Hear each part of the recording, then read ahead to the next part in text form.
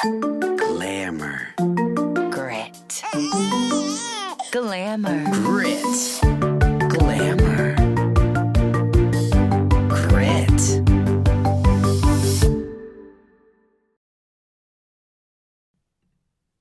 Have you noticed how many in the older generation seem to be against going to the doctor? I was thinking about this and wondering if it's just back in the day. Well, honestly, not even that long ago, going to the doctor was a much bigger hassle. So I'm so grateful to be parenting young kids now in modern times because I can just head over somewhere like Texas Health Breeze Urgent Care when we have a medical need. Hardly any wait times, you're in and out in less than 30 minutes, and the staff is so welcoming. The lobby even reminds me of a spa more than an urgent care. I mean, they have a coffee station in the lobby. Hello? Anybody who gives me caffeine is good in my books, baby. They also offer virtual visits from your phone or computer, which we all know is a game changer when you're a busy parent. Breeze has locations popping up all over North Texas, so there may be one near you. Just check out breezeurgentcare.com to find the one closest to you. Welcome to the Glamour and Grit. Guys, it's Monday, and Monday is Celebrity Monday. Celebrity Monday. My heart is already racing. Mine I'm just too. so excited about what's about to go down. Because I have fully stalked this couple. I'm obsessed. I had dreams about them last night. We're adding them into our family. We're going into polygamy. No, I'm kidding. But this couple is amazing, incredible. I really did not understand the magnitude and the importance and it's the words incredibleness of this industry until I really started diving in to this man. And holy shit, y'all. I'm truly honored and I feel like I'm sitting with the Michael Jackson of the music industry. Well, I mean, 100%. He completely changed the industry on its head. And I'm like almost, I'm sweating a little bit just because of this is just so cool for me. And it's just such an honor. So I don't want to waste any more time. Let's bring him in. We've got Mr. Tuff Hedeman and his wife, Liz. How are y'all today? We're Awesome. Good. Hi, gang. So glad you guys are here. Now, for those of you who don't know, I'm just gonna read a little bit about what Tuff has accomplished in his career of professional bull riding. He's a 4-time world champion, 3-time PRCA bull riding world champion, 2-time NFR bull riding average champion. He's the first $1 million bull rider, PBR world champion. The honors that Mr. Tuff has are through. I've never. I don't think been in a room with somebody who's been honored more and in more Hall of Fames. He's in the Pro Rodeo Hall of Fame, PBR Ring of Honor, Texas Cowboy Hall of Fame, Texas Rodeo Cowboy Hall of Fame, Bull Riding Hall of Fame, Rodeo Hall of Fame. I mean, truly, last year he was ranked number 2 on the list of the top 30 bull riders in PBR history. He's known as the most recognized cowboy in the world. And to say it's an honor is truly an understatement. So again, one more time before we start diving in on you, thank you for being here, both of y'all. Oh, thanks for having us. Liz, you get the word of dealing with his ass. That's how I always say. I'm like, I'm the one that has to deal with this person all the time. Yep. Now, Western culture, something I grew up in because we had horses and my dad was a polo player and my mom showed and the whole thing. But it wasn't until 1883 that I really discovered it on my own and really kind of got into the cutting world because of Taylor Sheridan and ultimately got to experience PBR and NFR and all of that through Taylor. And now it's been my obsession. I've got a good friend. His name is Ezekiel Blue Mitchell, who's a current professional bull rider. And so I've known about you for a while now. And to be sitting here, getting to ask you questions on your career and just life in general is going to be a lot of fun. Eric's sweating. I was like, this is the first time I've ever seen you actually nervous. No, it's really, really cool for me. I mean, like you said, Michael Jackson, I'm sitting in the room with Michael Jordan of basketball. No, we giggle. Like, we had like a little Tuff off this morning. Like, who knows Tuff better? Uh-huh. I come out of the shower and I was like, did you know he did this? And he was like, did you know he has this? I was like, well, you'll he probably did this. know more than I do, honestly. I feel like you're going to learn some stories about your man and be like, oh, shit. Can we maybe just want to take this back? Can we just start at the beginning for a second and kind of tell me a little bit about how you even got into bull riding? Is this something that's been in your family? Were your parents involved? How did you get your start? Well, I grew up, I was the youngest of 7. Catholic? supposed to be. Yeah. But my had the cool, great parents. My dad was just a 7-day a week, 3-job kind of guy. He worked around horse racing, worked on the racetrack his whole life. And so I grew up in El Paso, Texas, which there was a racetrack. It's actually in New Mexico, but just right there on the border, Sunland Park. And so I grew up.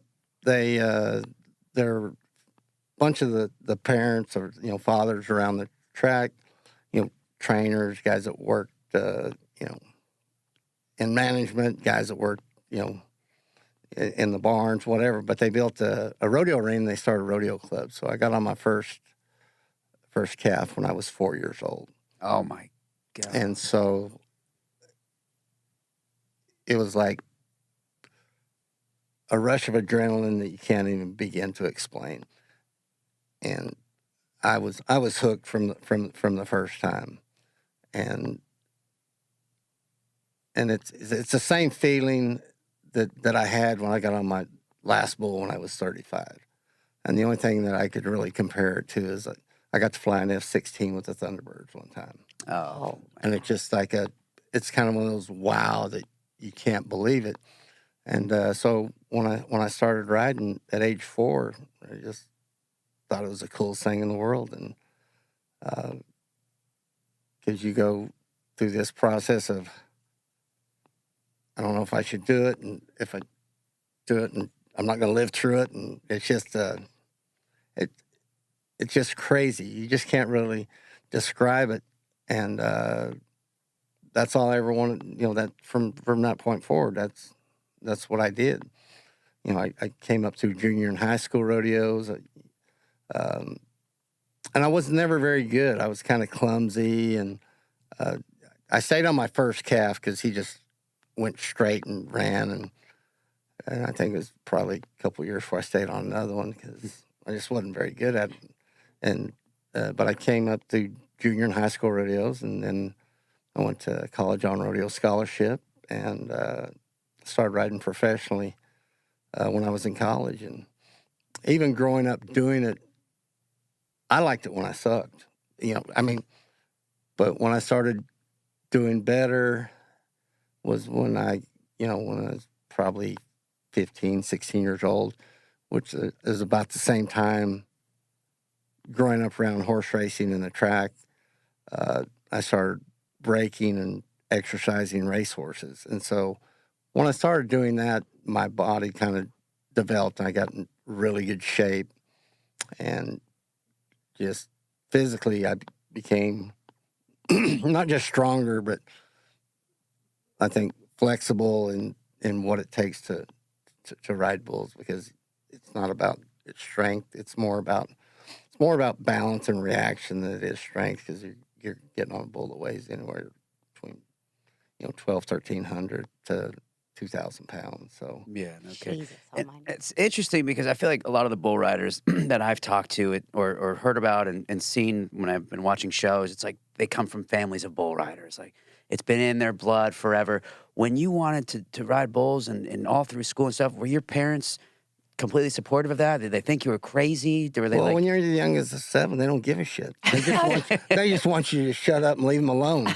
They've already tried to make humans out of the first 5, 6 kids, and what they realize usually with limited success, I always say half of us were good and half of us were the damn, and we can debate who those are. I was about to We say. all know who they are. I think your siblings are like, But, oh, better not be when me. you're young, they were always very supportive. But my mother grew up on a ranch in northeastern New Mexico. My grandfather, he was a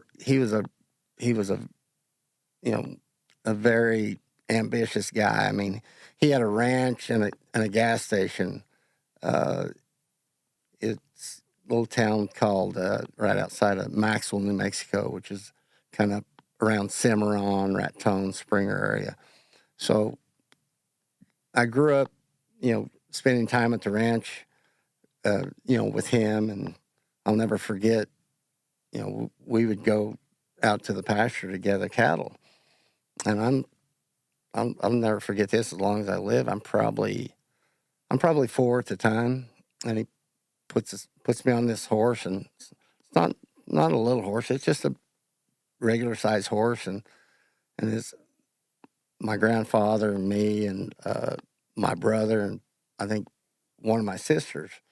We were going to go, and my grandfather, and we were going to go gather this pasture. So we ride about, probably 50, 75 yards from the barn, and he gets off, and I'm riding right next to him, and he gets off to open the gate to go in the pasture. And when he did, my horse sensed that nobody was watching. He just turns around and takes off running to the barn 100 miles an hour. And you're 4. I'm 4.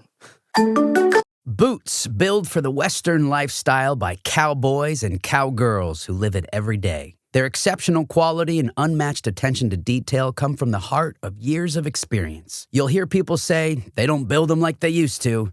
Well, the Rios family of brands does. With an unwavering commitment to doing the right things the right way, the company's dedication to family, quality craftsmanship, and the preservation of a history worth sharing is as strong as ever. Find your perfect pair today at any of their retail partners. For a full list of where to shop or to learn more about the Rios family of brands, visit riosfamilyofbrands.com. Step into the proud heritage of the Rios family of brands, a testament to the heart and soul of the American West. And I'm screaming and crying. I'm screaming and crying. When I was able to stay on, I have no idea. I just was scared to death to let go. And here comes my grandfather. He comes trotting up on his horse, and I'm crying, and he grabs my horse by the bridle and kind of jerks him around and like, pay attention to me. And he looked at me, and I'm crying. And he said, "God damn!" And I thought you were going to be a cowboy. Wow. So I was like, wow. and Man. so. I am, Grandpa, I am. I'm thinking about all the things instantly you got to quit. Instantly, even though you want to keep crying, instantly look at your grandfather. He's so disappointed. Even at that young of age, I knew that I better quit this crying. Yeah. There's no crying in rodeo. Well, no, and so so we grew up around it, and my parents were always super supportive of it, and when like I said, when I was younger, I was not that good, but I knew, I watched, this is back before, there was no internet, there was no, a rodeo would come on once a year, like the national finals would come on once a year, but we would get the publication of professional rodeos, the Pro Rodeo News, and that would come, and so I knew exactly who the guys were, the guys that I wanted to be, guys like who I got to meet later on, guys like Larry Mahan and Donnie Gay and all the guys that were the champions, and that's kind of who you wanted to be and who you looked up to, and when I would have never went to college had I not got a scholarship, and when I went to college, and after I was actually I had to be the poorest college student in America for sure, because everybody, you get to college and you meet people, and all these kids, they all have their truck they got for graduation or their vehicle, and it would have been I think my first year in college would have been probably 81 maybe. My dad, he gave me a 1960 Buick. He said, "I guess you can take that car if you want." I feel like I'm going to get a lot of ladies in my Buick. So I had a Buick, and it was about a mile long, and so I had that, and then at the first of every month, everybody would get their allowance, and I didn't have an allowance. I had the Buick. That's what I got to go to college in. So I would go and work on ranches around. I went to Sul Ross State University, which is Alpine, Texas, which is in Big Bend area, and Yeah. Marfa, and so they've got Fort Davis, beautiful, like the coolest ranches in the world. But I would go work on ranches, just day work, and that's what I was able to survive. I always said I ate a hamburger a day because I couldn't afford the cheeseburger. Oh my God! And It's that extra 2 cents, so it will. And but for me, it was the best thing, that could happen to me, because I was raised to be independent and to take care of myself, and that's what I had to do. And every now and then, I told my boys, my older boys, I said, I never really want you to have the feeling that I had when I was in college. Sometimes when you go with your buddies and they go get something to eat, and you'd say, "No, you've already ate. You're not hungry. You've already ate because you didn't have enough money to buy something to eat, and you were too embarrassed to ask them to buy you a cheeseburger."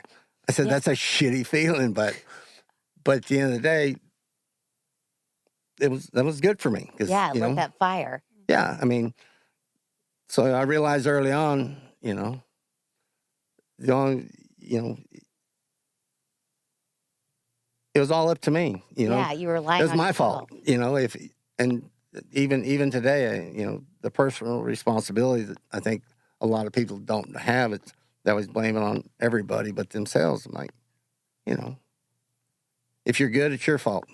But if you suck, it's your fault. Yeah. Amen. Ain't that the truth? And anybody that's ever been successful at anything, they understand that. Absolutely. There's always a gazillion lists of excuses, like coulda, woulda, shoulda, but at the end of the day, nobody gives a shit. Now, Liz, were you from a bull riding world at all, or Not at all, is no. this was this completely foreign? All of this whole world for you? Yes, all of it. So now you've got a 2-year-old. Imagine in 2 years, that 2-year-old's starting to ride bulls. Where's your head at right now? Let's hope not. Our boys will be at Peppa Pig Land in Grapevine Mills Mall. Oh, Rip went to that last year. He loved it. The best Oh thing my I've ever gosh. been to. Yeah. I mean, that's just, to me, as a parent now, too, of a 4 and a 2-year-old, I'm just like, for your parents to watch you, grow up doing that, it's just like, looking between kind of your fingers, like just praying something doesn't go wrong, praying it's not going to, but, that's. Well, I mean, me as a parent now, looking, I'm like, clearly my parents, I mean, like,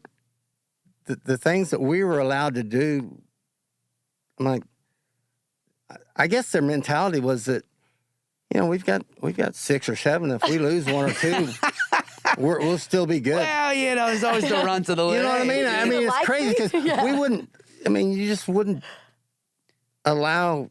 We wouldn't allow our kids to do the shit that we were allowed to do. Mama and Dad was tired. Yeah, They were done. No, by but you. again, by the time they get to you don't have a curfew. You don't just Feed yourself. Just shut up. Just don't embarrass us. Don't cost us any money. Right. That's what my mother-in-law you can pretty much get away with, like I said, my older brothers and sisters, they were, going to be, marching, and they do this, that, and the other, and then, like I said, they get tired.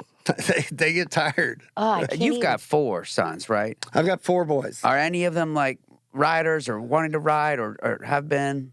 Well, they all think that they want to ride, Okay. and everybody wants to ride until it's their turn. Whenever the shit hits the fan. Oh, I bet. It's kind of like skydiving sounds great until you're the one that until it's your turn to step out. Yeah. But- I can't even imagine. And but they've all, my older boys, Lane and Trevor, they growing up, they started riding horses when they were very young, and they did roping events, but they played all sports, and they played both of them were pretty good basketball players, and I always encourage them to do a little bit of everything. That way, I say, you figure out what you like and what you don't. But I never did encourage bull riding, just because selfishly, I didn't want to see the horrible things that can happen Yeah. to you happen to them. And bull riding for me was the coolest thing ever. I mean, absolutely loved it. And it's not for very many people.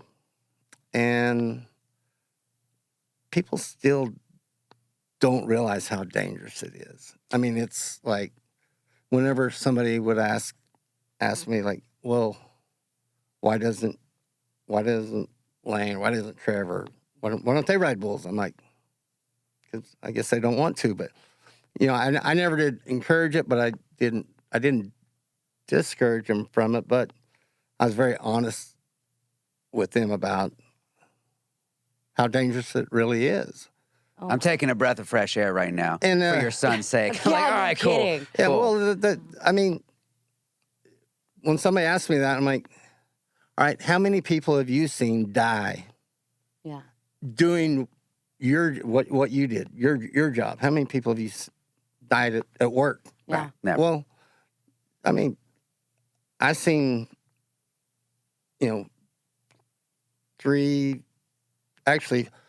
four friends of mine. One of them was my best friend. Die 20 feet in front of me. Not get hurt, not get knocked out, not get broken ribs, not this. I mean, 6 feet under dead. Yeah. And young men. That's how dangerous it is. Where, you don't expect the best guy at what they do to die. You don't expect Dale Earnhardt to die at Daytona. Right. He's Yeah. Dale Earnhardt. You don't expect Lane Frost to die in the arena at Cheyenne. But the reality is, this shit's dangerous all day, every day. Yeah. And So much so, especially that story alone. I Right. mean, Hollywood made an entire movie about it. and looking back, I'm thinking, to this day, I have no idea how I survived. What I did. I mean, No. because when you ride bulls, and especially at the highest level, I mean, you're 6 inches away from dying frequently, because you're getting on something that's 1,500-1,800 pounds, and I got hit in the face one time, crushed everything in my face. But Watch that. really not a big deal, because all it was broken bones. But where bull riding becomes really dangerous is you get an animal that big jumping and landing and stepping on you with all their weight. That's where all the bad stuff happens. And I'm surprised it doesn't happen more often.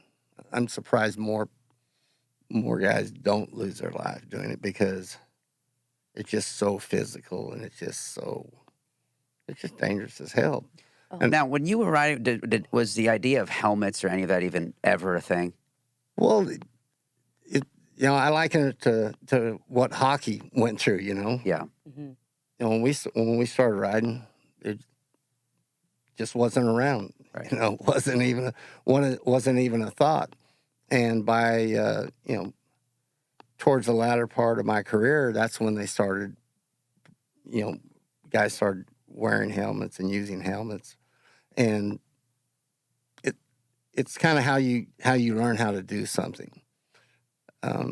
Because if you learn how without one, it's pretty difficult to put one on, because it just changes the way you see, the way you feel. Mhm. But for me, in particular, is I was always very good. Whatever the doctor told me, one of my best friends in the world, his name is Dr. Tandy Freeman. He's in Dallas, one of the smartest guys I've ever met in my life, and he's a orthopedic guy. But at that time, when they started wearing helmets, was about the time I figured out I had some issues with my neck and spine, and they didn't have a helmet, at that time, that was of the weight that they would feel comfortable with, Wow. because I already had issues. I was born with a real severe case of stenosis, which is, just a very small area where your spinal cord runs. So you're True. like, let's be a bull rider. So I never wore a helmet, but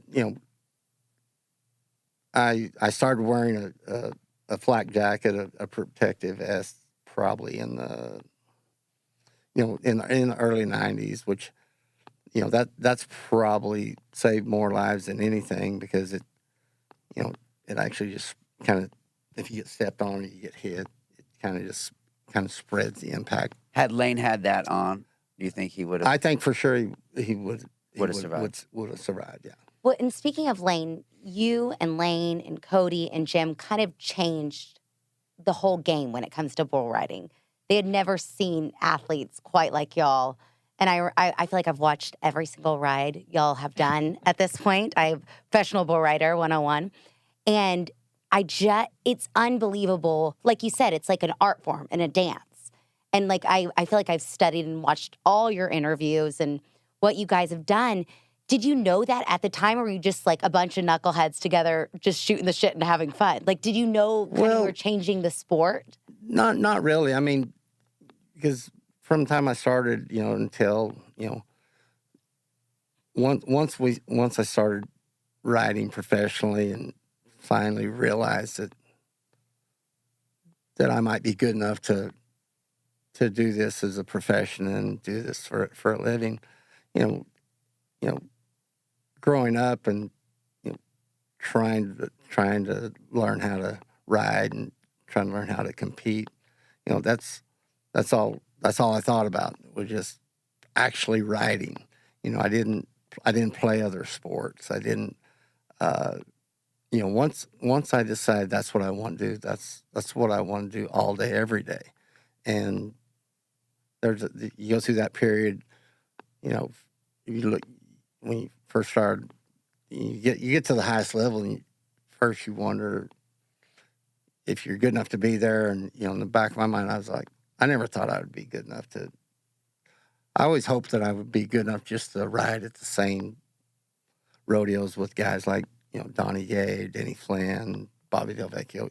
Those are the guys, that I looked up to. They were the ones at the national finals. They were the ones winning world championships. And so you just try, for me, it's just trying to get on more bulls every day, just to try to get better, just so I could compete. I never really thought of myself being as good as they were, but I never lost sight of the fact that all I wanted to do is ride. All I wanted to do is win. And once you get to the level, you realize that you're good enough to be there. It's funner, but it's still challenging every day. And I love the fact about the one thing I like more about bull riding than anything is that the only person that can keep you from being successful is you. It doesn't matter, what your name is, where you're from, how much money you have, who knows you, who doesn't know you. Your fate is in your hands. You're the only person that can stop you is you. And that bull. Now, the crazy part to me was when you're riding, you're not riding the same bull, of course, every time. You're in a draw, right? So you draw your bull. You have no idea which bull you can draw. But it has a lot to do with the rider, but then you also have to draw a bull that's not going to just ruin this ride for you, right? I mean, you could be the best rider in the world, but you get that bull that's like unmanageable. How do you manage that? That was, when I was competing, that was the frustrating thing, that, if I wasn't winning, once I got to the level riding professionally and I knew what I could do, I knew I was good enough to be a contender for a championship and to qualify for the national finals, is, it's like being the greatest jockey, racehorse jockey in the world, and riding a slow horse. No matter how good of a jockey you are, Totally. You can't make a horse run faster than he can. Well, bull riding is the same thing. If you get on, the bulls have to score. And so, once I started, when I started riding professionally, if I wasn't winning or being competitive, it's because more times than not, I was getting on bulls that weren't good enough to get high scores on. The cool thing about riding bulls today, that's not the issue, because the bulls now are at a level that they're all good. They used to call it, luck of the draw. Okay, you got 10 bulls, 10 guys. Well, back in the day, of those 10 bulls, just depending on what rodeo it was or who owned the bulls or whatever, sometimes there might be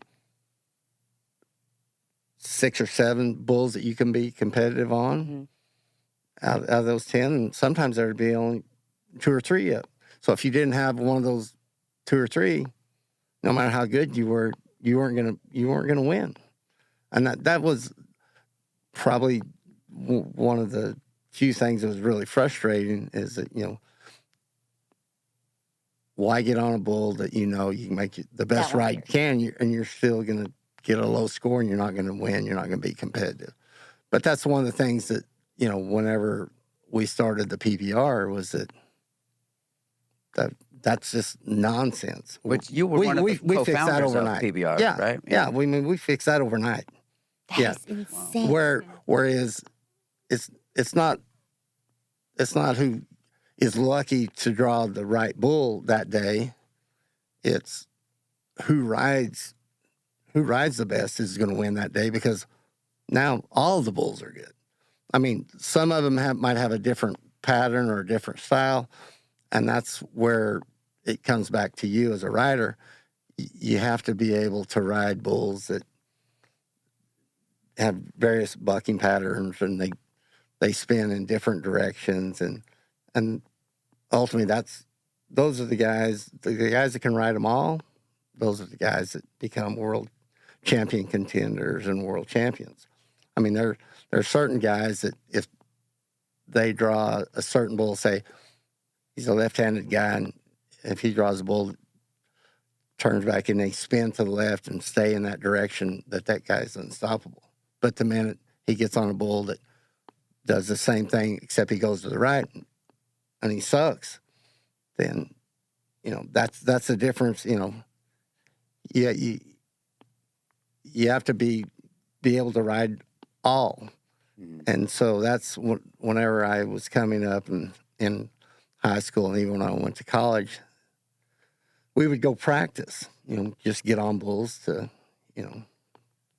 try to get better. And I would always get on more practice bulls than most anybody in, wherever I was at, because, and even after I had gotten to the level where I was winning a lot, I would still get on a lot. And people would always ask me, well, why do you get on so many? Because I want to get better. I'm not that good. I want to get better.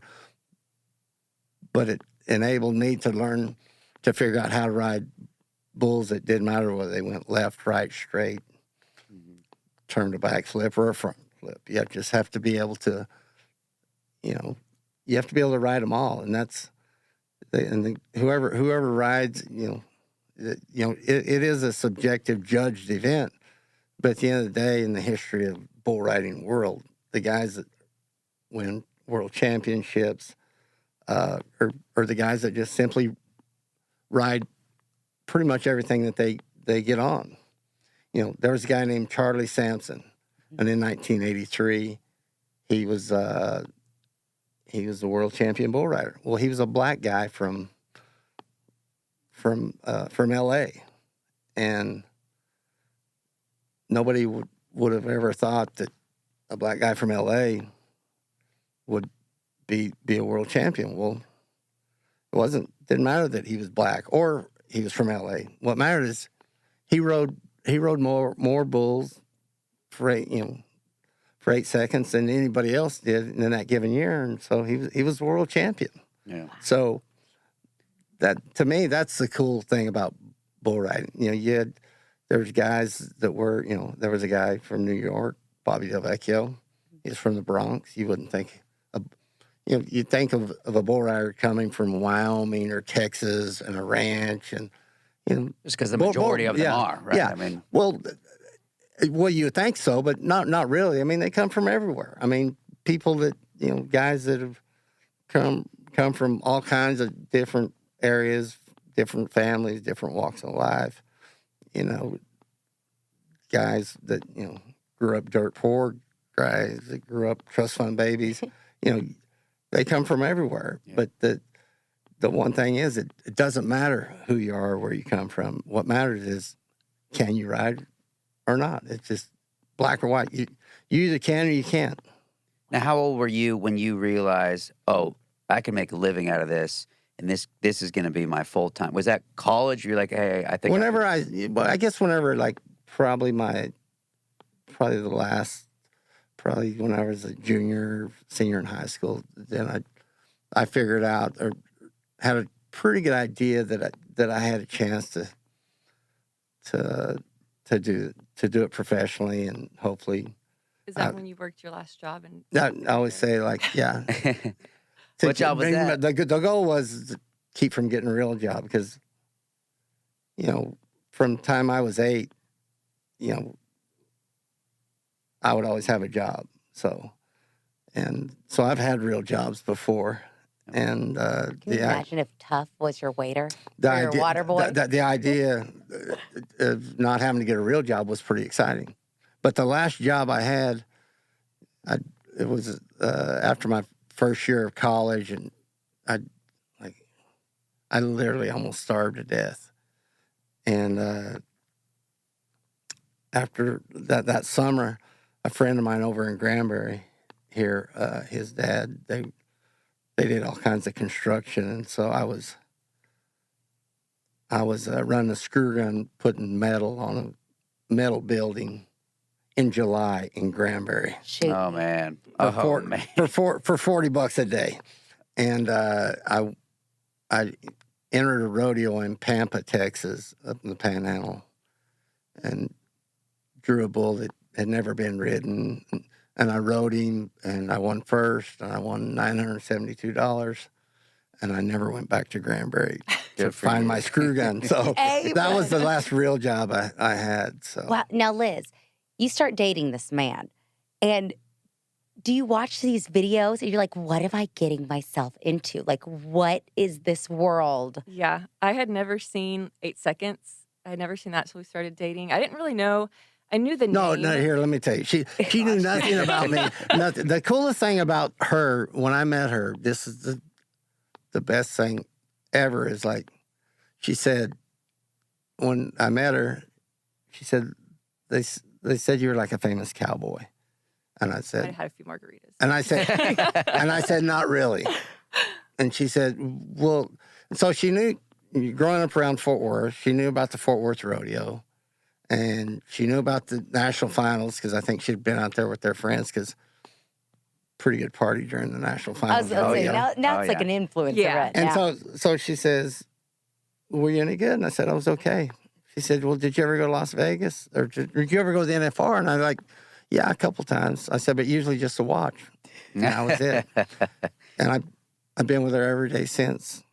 Wow. Love it. Mm-hmm. Yeah, Was it great? Did anybody tell you stories of his past? Like, once y'all started dating, were you like, did people start getting in your ear, like, stories of, Yeah. do you have, like, a favorite story? No, like, I kind of just not great stories, like stay away from like all that kind of stuff. You got it. It ended up, not being true, but the funniest thing about it is that, in the bull riding rodeo world, because I'd been around it forever and ever, and had just enough success that, a lot of people kind of knew, in the rodeo Western world, knew who I was, or knew about me, but they didn't really know who I was or what I was about. But when I started dating her, she got all kinds of information that I had no idea. All of a sudden, everybody had something. I had no idea I had done all of these things that I didn't do. But of course, that's another story, because I used to always think that there was like some sort of truth to every, but yeah, people can just make things up. Like, Oh just my Oh. completely gosh. make them up. Welcome to our Crazy. world. No, Yes, and it's like, crazy. and she had no concept of that. But as I told her, I said, people have been making shit up about me for 40 years. And I always feel like I the heard you hate did this, when you did made this, it. and I said, no, that wasn't me. 100%. Yeah. And people like believe it as fact. I'm like, you know what? You can believe whatever you want. I don't give a shit what you believe. I care less. Yeah. Totally. And so, I'm, once you realize that people are going to talk shit, no matter what. The brighter your star glows, Mhm. the more people The are more gonna say. the more they talk, and I'm like, and so early on, I'm just like, I don't care what people say. I don't care what they think. I honestly don't, because if I did, I'd be miserable and mad every day, because, I mean, the list of shit that if I had done just part of what I got accused of, it's crazy. No, it is. It's nuts. I mean, people truly create their own story in their mind. And I feel like it makes people feel like they're that much closer to you, Yeah. too, is if they feel like they have a say or an opinion. Like anything else is like, especially as actors, too, we see it. People love to make their own story or their own things. And it's like, you have to keep that. Like, it's almost, somebody gave us advice, like, you almost have to keep that for yourself. Like, you can only share so much with the world. Mm-hmm. But you still, like, the real Tuff, I bet only very few people know. They know the bull rider Tuff, but Right? no Yeah, they Tuff. don't have a clue, and it's like it's to me it's just it's laughable, because you can't take it serious, because if you did, it just piss you off, put you in a bad mood. It's like, but the thought that people would just be that creative and that bored. I always say, Yeah. if I get That's bored, perfect. maybe I buy a crossword puzzle. Yeah. not anymore. I don't feel the need to make up a bunch of shit about somebody I don't know. And I Yeah. do just anything because I'm to be bored. You go on Instagram and read Please, comments on right. anybody famous's posts. And it's just, and you see even all then, that yeah, stuff. like back, there was no social media, Yeah. back in the day, and now, like, I'm a very, I wouldn't. I like going places, meeting people, but it's never been a big deal to me to, I'm here doing this, I'm here doing that, take a picture here, take a picture there. I don't know. It's never really been me, but that's the world we live in now. Oh, and it's so much of like your brand and like how you have to do things now. I bet like as a young bull rider, you're seeing we talked about this before we started recording. They're more on social media and really having to make these brands out of themselves instead of just letting the ride speak for themselves. Yeah. And for me, that everything that my career evolved, it was 100% about writing. Totally. Initially, but then once you start winning, you have success, you have opportunities to. The coolest thing about having success, and I think anything, is getting to meet people who've had similar success in other areas, other fields, and that people that you would have never got a chance to meet or get to know. But again, there was no social media, back in the day, and had there been, there's no telling. Oh, I'm so glad No telling. social media There'd be a lot wasn't more when I was Trust in me. high school. I might oh still my be in the gosh. penitentiary. I'd be Who done knows? so. Yeah. No, and so this we got to bring up. We have to talk about 8 Seconds. Well, that's what I was just going in I think for. I just read your mind on that. I watched 8 Seconds, and if you're one of our listeners, I know most of you have seen 8 Seconds. If you haven't, Amazon Prime, It's a YouTube, movie. it is the most brilliant movie about you and your best friend Lane Frost. And it is, I don't think I've ever cried so hard in my entire life because, as you know, I've fully stalked you. And then just to watch this story of, you just forget that y'all are kids. And especially us having boys now, it's just like you were still boys at the time. I would think 25, 24, and I'm going to cry just talking about it. But it's like you're boys, you're kids. And just to have this, I bet when you're young, you do things a lot more daredevilish you do as an adult. You hit your 30s and you're less likely to, be a knucklehead or do things more dangerous. You're in the prime of your life. You don't give to any things. And the tragedy happened with Lane. Did that just change the whole trajectory of your life in a set? Like, is it hard now, how many years ago that was, that people still talk about that? Are you grateful for that, even though you've had a whole career since then? Or is it just, I mean, for me too, it just changed the whole, like, it showed me exactly what bull riding was.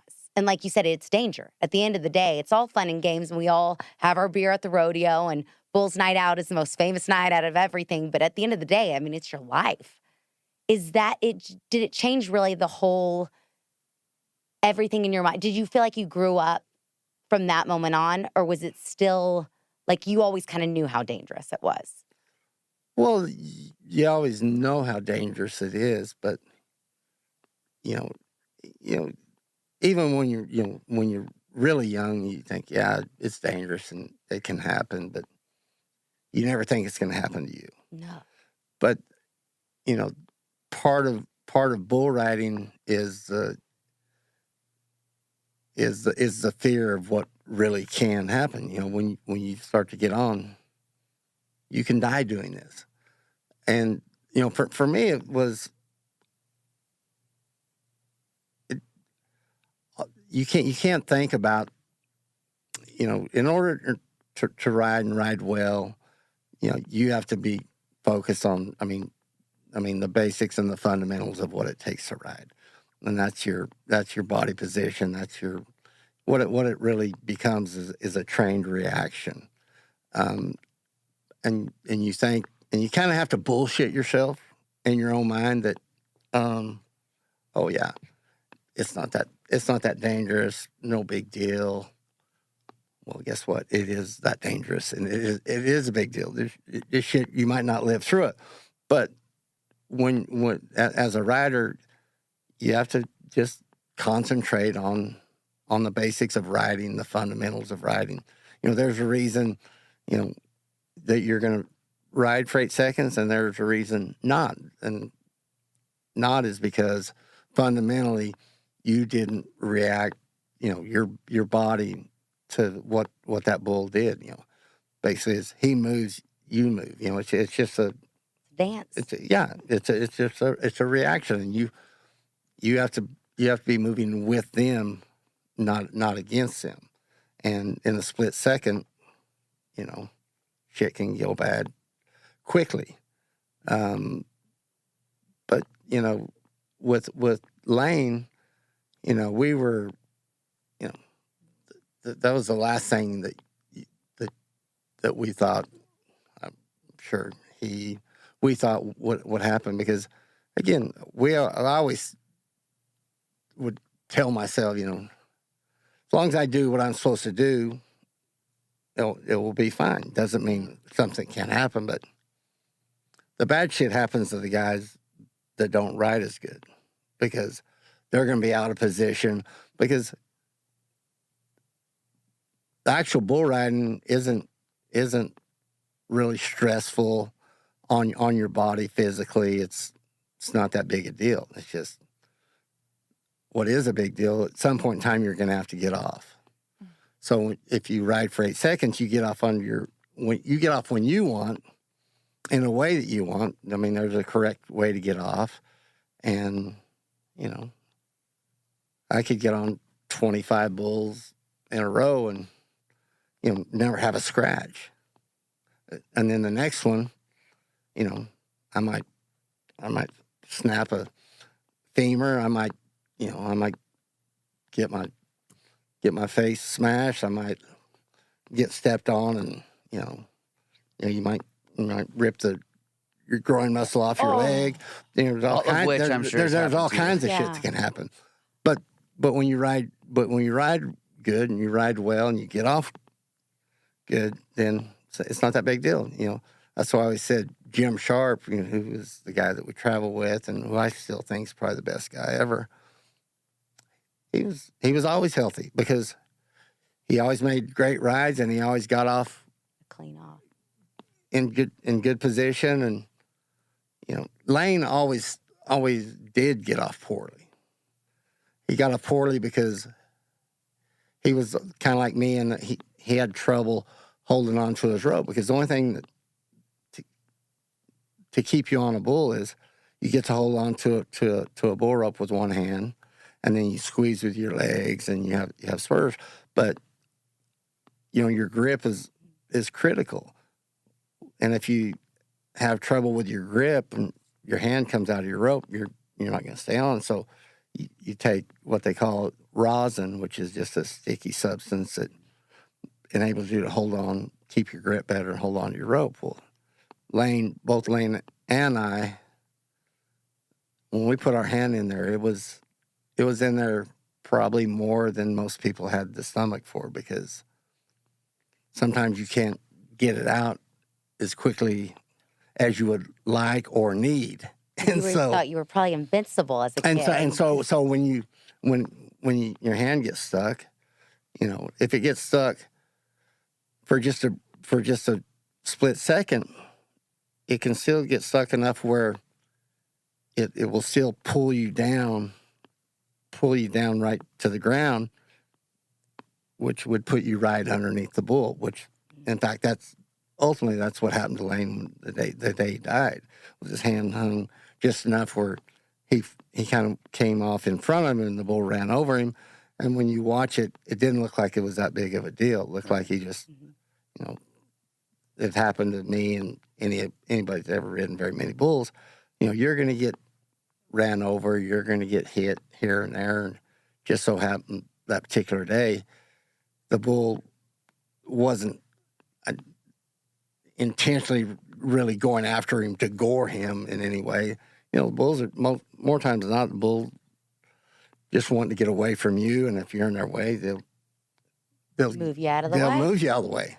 And so what happened that day is that his horn had went down and just kind of pushed him into the ground and broke a couple ribs, of which they thought severed a main artery, and he was gone right there on the spot. So you watch your best friend, and then immediately right after you go on to compete for the world championship.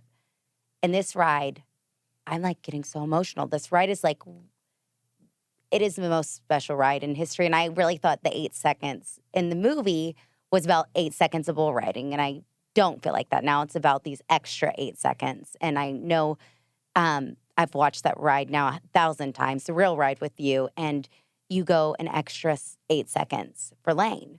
And I know the news, I've listened to the guy, and he's like, he's not riding for himself anymore. Did you know? Did you feel it? Or was it just like an out of body? Did you want to do that in memory, or it just happened? It just happened. Yeah, I mean, it's, watching him die and not knowing what to do, even just the next moment, the next day, the next week. I mean, it was just very, very painful, because you go from and everything just great to you just don't, whenever you lose somebody that close to you, you just, I mean, for me, like, what the hell am I doing? Why am I doing this? And but that's what we live for. That's all everyone, he, like myself, from a very early age, whereas his family had more of a rodeo background than mine, but we both at a very early age decided that that's what we want to do. We want to be cowboys. We want to be bull riders, but we want to be badass bull riders. We want to be world champion bull riders. And he was a guy that he was He was hilarious. But he was more mature about life and than I was. He was dyslexic. I mean, he couldn't spell cat if he spotted the C and the A. Oh, you wow. know, he's borderline illiterate, but he was a smart guy. But he wasn't very well educated because he just conned his way through school. And, he hated school because he had trouble reading. Oh, of course. But he was smart. He would tell his parents, he'd say, "Can I just stay home and work?" He said, "I can work harder than anybody. I can work harder than all those kids." He feared going to school because he couldn't function. He couldn't. Make fun of him. And by the time they figured out that he's dyslexic, well, he was about to graduate from high school. Oh, man, of Yeah. course. No, that's a Of course. hustler right there. Welcome to Oklahoma. So, No, right. No, so but when, no, when the story happens, Lane passes, you continue on with your success. At one point, Hollywood calls and they're like, "Hey, we want to make a story. We want to make a movie about Lane and yourself. Here's the deal." Or like, how did that come about? What, like, you just randomly get a call one day and like, "Hey, Stephen Baldwin wants to play you on top of it." Like, walk me through that. Well, the funny thing about the movie was that the day, well, the week after Lane died, he was scheduled to go to Guthrie, Oklahoma, to the Lazy Arena where Ed Gaylord was. They were starting a movie that wind up getting made. It's called My Heroes Have Always Been Cowboys. It had Scott Glenn, Kate Capshaw, Gary Busey, and Lane was hired to do stunts, to ride bulls for Scott Glenn. And he was killed in Cheyenne, and so I wind up going and doing the stunts for Scott Glenn, and was there for a few weeks, and they wind up making the movie. But there was very early on, there was talk, there was contact to his family, a handful of different, writers, producers, Of course. wanting, because it was such a big story. Again, Lane dying at Cheyenne is like Earnhardt dying at Daytona. It's like, Yeah. it was just shock, because here you have maybe the face of their sport, Just gone in a second. And just- at the biggest, event. Daytona is the biggest, stock car race there is, and Cheyenne is one of the biggest. So they're very, very similar. So everybody's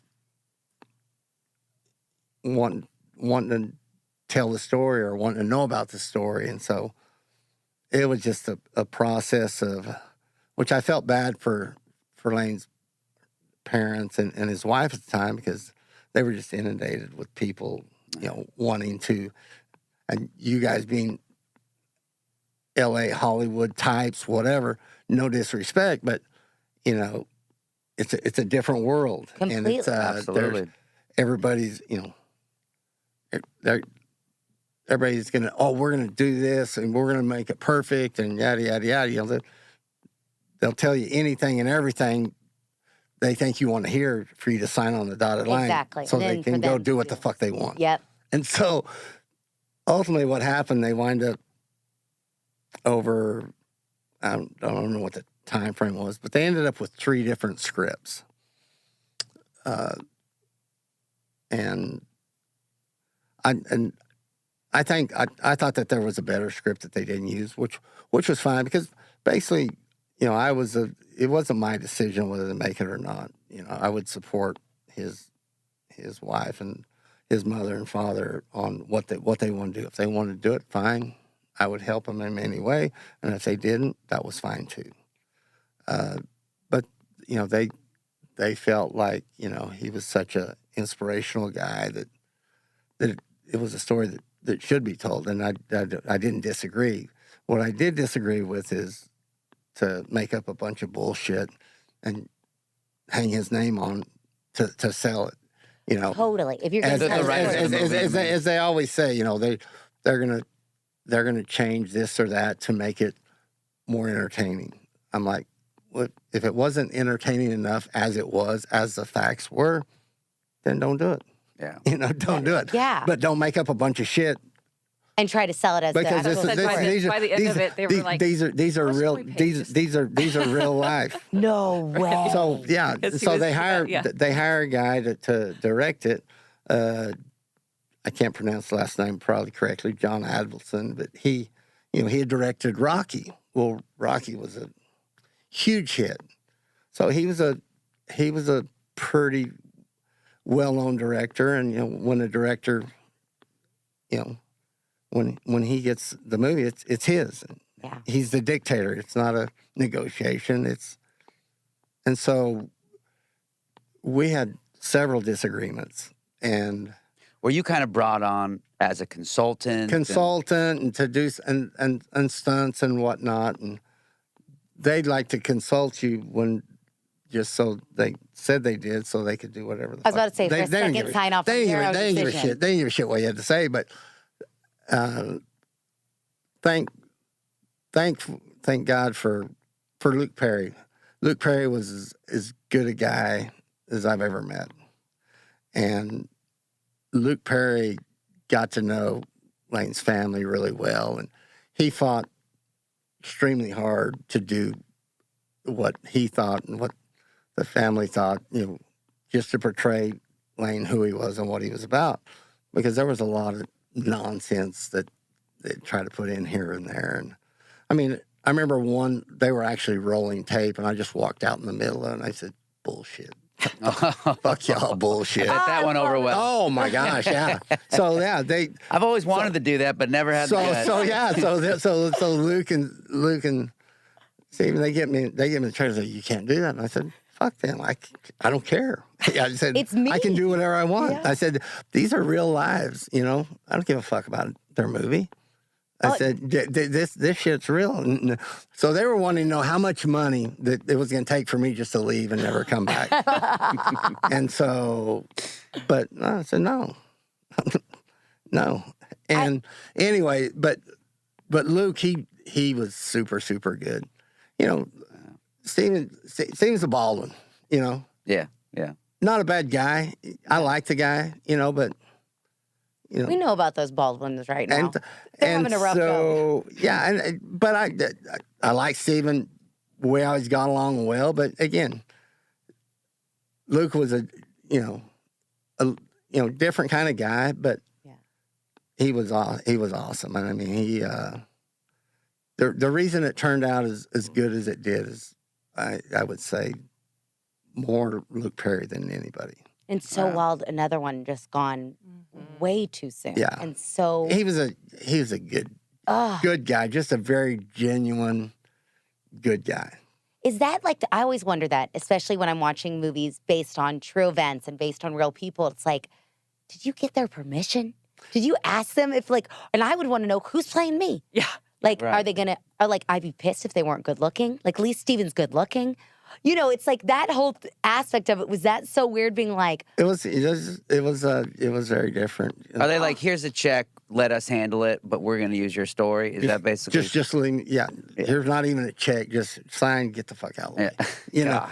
But it was funny because I got to be really good friends with Luke, and I got to be good friends with Steven as well. But like the first time I meet Steven, he shows up. He's a typical actor. He shows up. He thinks he's dressing like a cowboy, and he's got these. Oh gosh, he looked like some boots that she would wear, or you would wear. I would definitely probably wear it. And so Or her? I meet him he comes to there's a big rodeo in February in Tucson, Arizona, and so that's where I meet Steven. We're all standing there, and he looks around and he said, well, how come I'm the only person with these kind of boots on? I said, because I guess you're the only one that wants to look like a fucking idiot. that was how I met him. That was the first thing. Oh, Hey, how you doing? Nice to meet you. And he asked the question, so I gave him the answer. He's like, tough is going to be tough. No, so it's just, but it's like, yeah. But it's so true. I'll never forget. Even I was. But it's just like, I would rather somebody tell me the truth and say, oh, well, they're just one. How did he respond? He didn't know how to respond. I'm sure not. But we got along great, and I got to be good buddies with him. I went to, to a couple, actually a premiere with him one when they did like a black western. I think it was Mario Van Peebles, and anyway, it was a black western. And, he's like, I gotta bring tough. And so, but Steven was only one of the few white guys in it. And so, but yeah, I love Steven. Good guy, different guy, but good guy. Well, especially it's different. Even I remember for me, it's like I was born and raised in Texas. And then you see these people on TV playing Texans, and you're like, we don't talk like that. Yeah. Or we don't it's unless you live it and breathe it, it's kind of hard to portray. Because I think people think of Texans, they think of like the deep South. And we're not the deep South either. So it's such a weird thing when you're watching people. And especially I remember the first time, one of my best friends said this to me about when Eric got on 1883. And he was like, it's like he's playing little boy pretend. And I was like, what do you mean by that? And he's like, well, it's a cowboy. Everybody wants to be a cowboy as a little boy. And I got livid. And I was like, it's not like it's not like a princess. I was like, these are like, it's a job. So it was such an interesting, I was like, oh my God, I never even thought of it like that. It's like you were literally playing like cowboys and Indians. It's like, no, these are people. These are real people. It's not just something people can play as a kid. You know what I mean? It was such an interesting way for me to see that with somebody because I was like, oh my God, that's just part of. He didn't mean to take it, but I almost took it offensive because it was like you're making fun of my world this is my this is yeah. Well, that's a lot of what whenever it's just hard for people to see that and actually grasp that that hey you're just because we're fucking hillbillies don't mean you have to fucking we're not idiots to create us as twangier or look more fucking stupid than we look already. Put a toothpick we do fine on our own making ourselves look stupid. Right. We don't need your help. Right. Trust me, exaggerating that. I don't need any help. No, exactly. And then that's how I am what I am, but I don't need you to exaggerate that anymore because I'm okay. It doesn't bother me who I am. What bothers me is you trying to make me more of a fucking idiot than I already am. I'm plenty enough idiot without your help. Yeah. Just play me, please. Thank you, but I got it from here. Yeah, exactly. Okay, you have more. So Eric and I are in a competition right now. Who has the most belt buckles? Fully competing. So he's won celebrity cutting, and I have the Mitzi Riley Award from the Cowgirl Hall of Fame. So we now are in this full competition. I like that. About belt buckles. So if you know, it's like when I'll never forget. I've got two. She's got one. So I'm just gonna say that so far. But I'm gonna get fucking more. But I always say I think it's so cool. I did not realize. Eric said that you shouldn't wear belt buckles unless you've earned a belt buckle. That's the only way to get them. It's the true belt buckles. So this man has got a lot of freaking belt buckles. Not very many anymore. Yeah, he's given a lot of them away. I give all mine away. Now, have you done any, are there certain memorabilia that are really important to you? Like for your boy, are there certain things I remember, going through his closet, you're like, I want my boys to have that? Or have you worn them? Or So he won 4 championships, so 4 boys, so they'll get their own buckle. The one kind of cool thing that I do at NFR is I always make a concho belt out of all his cool ones, and he kind of explained it to me. It's kind of like golf, winning the big tournaments, having them all kind of just anyway. So it's kind of fun to wear that there, but it is fun to look through all the memorabilia. There's his old jackets and back numbers, and there's a lot of stuff. oh, I can't even. Yeah. He got on one show, and the amount of fucking cowboy boots. that this man has.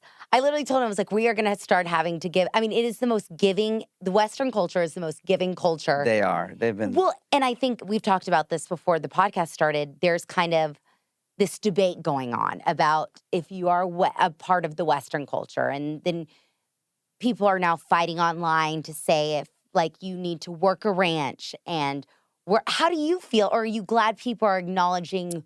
Like, I always feel like more people know about this. It's better for the agriculture. It's better for the industry as a whole. Absolutely. You know, Larry Mahan, who was, like, to me, one of the coolest cowboys in the history of the world. You know, he was a, you know, all-around champion, you know, back in the 60s and 70s. And, you know, he said, you know, being a cowboy, it's a, you know, it's a frame of mind. You know, you don't have to, you know, check all these boxes of this, that, and the other, you know, to be a cowboy. It's just it's a spirit. It's an attitude. You know, it's you know, and to the people who are cowboys, you know, that's I think it probably means something different to different people, but, you know, it's just an attitude and a frame of mind and a way of life. Now, are you going to let your boys watch 8 Seconds? Yeah. Well, Riker already has, obviously, the 2 older ones. Of course. But yeah. Yeah, my 8-year-old, the funny thing about my 8-year-old is that whenever he started school, he started getting a picture of who his dad was from different people. Like, the first day he comes from kindergarten, he says, you know, Dad, there's a teacher and a librarian that are fans of yours. I said, well, that's nice, Riker. And not much else said. So then about 2 days later, he comes home, and I could tell he's very sweet and very kind, real easygoing. But I could tell he wasn't. I could tell something was bothering him, and you could tell he was not very happy. And he looked at me. He said, Dad, you never told me you were a 4-time world champion. Oh man, he finally figured it out. And I said, you know, Riker, yeah. I said, it's not that big a deal. I said, it was a long time ago. And I said, you know what, Riker, you know who I am? You know what I am? I'm your dad. Yeah. And that's what I'm most proud of. Yeah. I said, yeah, I had success riding bulls, and I'm proud of that too, but I'm your dad. That's who I am. That's what I am. And I told him, I said, it's not that big a deal. And he turned around, he looked at me, he said, 4-time world champion? That's a big deal. Oh, I love it. Damn right. And Thank you. I love it. so, yeah. And yeah, but he's... Now, when you did your final ride, what was that in, like, your mind? Like, could you believe that you were hanging up your spurs in a set like that? Did you know going into the ride? No. Okay. No. Okay. No, the last time I rode was, which was, I'd kind of thought about it because I was like 35 and riding bulls at the highest level at 35. You just don't do that because typically you're not going to be, you know, I'd say that the career, you know, of a bull rider is similar to a football player. You know, 4, 5, 6, 7 years, you're really lucky. Every now and then you hear guys 10 or 12. It's not that maybe you still couldn't be competitive, but there's somebody else that's going to be younger and better. Totally. And so most people riding bulls, you know, when you get to the, you know, usually late 20s, they're done. Early 30s, damn sure done. And they're done because of usually one of two things. They get beat down mentally or physically or a combination of both. But I was too hard-headed that I just never got tired of it. It never became old to me, because usually after a while people get tired of the traveling or this or something about it, or, you know, as you grow up, you know, there's other things. The other thing I learned from Larry Mann, as he told me one time, is he said, you know, there's so much more to life than just riding and rodeoing. I'm probably 25 or 6, and I'd won the world maybe once. I think maybe twice when he told me that. And I'm thinking to myself, what the fuck's he talking about? But at that time, that there was nothing else for me. That's all I thought about all day, every day, was riding, competing, getting to the next rodeo just to get on to ride and win. You know, I didn't keep up with sports. I didn't watch. You know, I was 100% all in every day riding, and I never got tired of that. And so, but I knew, like, whenever, like, you know, when I got into my 30s, it was harder for me to ride, but I was still winning. I was still very competitive. I mean, the last bull I got on, I was it was like the end of April. It was the last week of March. You know, the season starts, you know, the 1st of January, or actually the 1st of November is when it actually starts. And I was ranked number 1. 1st of March that year, I was ranked number 1 in both the PRCA and the PBR. I was ranked number 1 on both tours. And I was still competitive. I was still winning, but it was probably 3 times harder than it was 5 years ago, you know, previously. And, you know, I knew that I was thinking, well, maybe I would like to go through that year and probably just, you know, everybody wants to do the John Elway, win the Super Bowl and retire. Yeah. But to me, if I won the Super Bowl, why would I quit? I want to go win another one. You know, I know you don't want to quit when you're. I don't want to leave on top. Still do Brady. it. I want to be kicked out. Yeah. Keep going. And so, anyway, I was still riding. I still, you know, the previous year, I think I ended up number, you know, and I was concentrating mostly on just PBR, because the PRCA, you tend to have to go to more events, and so I was, you know, founder and president of the PBR, and so that was kind of the, you know, what I was focusing on. But I was still winning. Like I said, I was winning the PRCA as well, and like in '95, I won the PBR. In '96, I was second in the PBR. In '97, I was third in the PBR, and this is '98. This is spring of '98.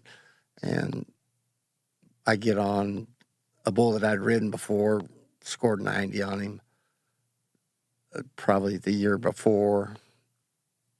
And when I get bucked off and I land on the back of my neck, and kind of, I'd had one neck surgery prior to that in '93.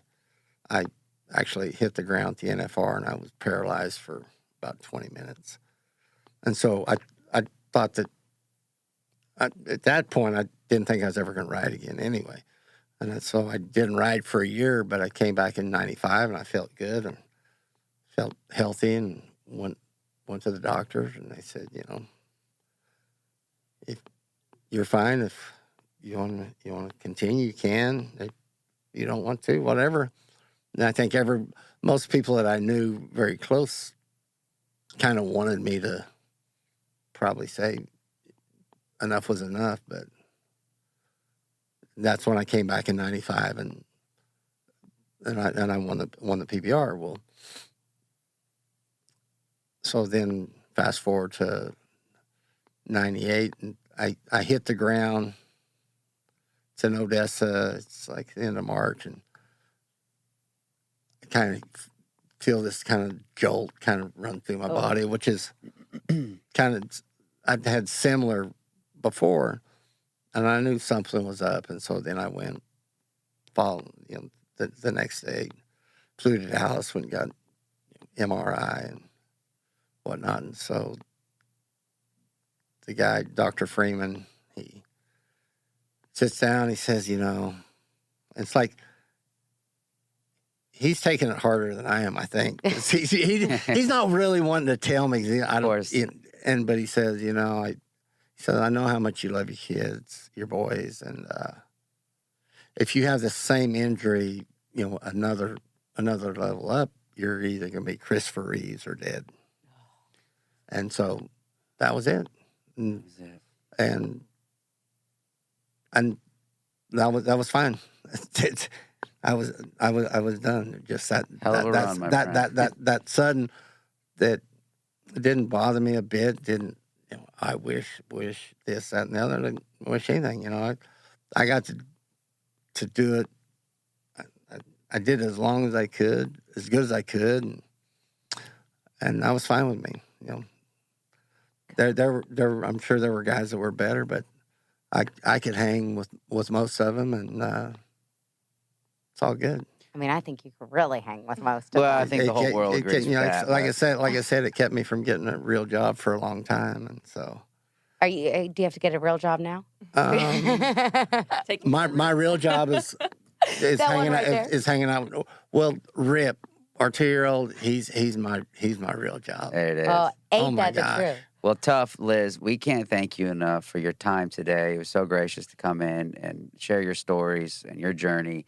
And we're big fans of both of y'all and your whole family. And so. The coolest thing about my life is that I get to hang out with her. Yeah. And So I get sweet. I've got 4 beautiful boys, and evenly spread, 32, 27, 8 and 2. God, now that's a fun life right there. You came out with all your limbs and all your appendages, so you did good. Yeah, I walk kind of strange anyway. Everybody thinks that's because of me riding, but I've always walked strange. Pigeon-toed. Yeah.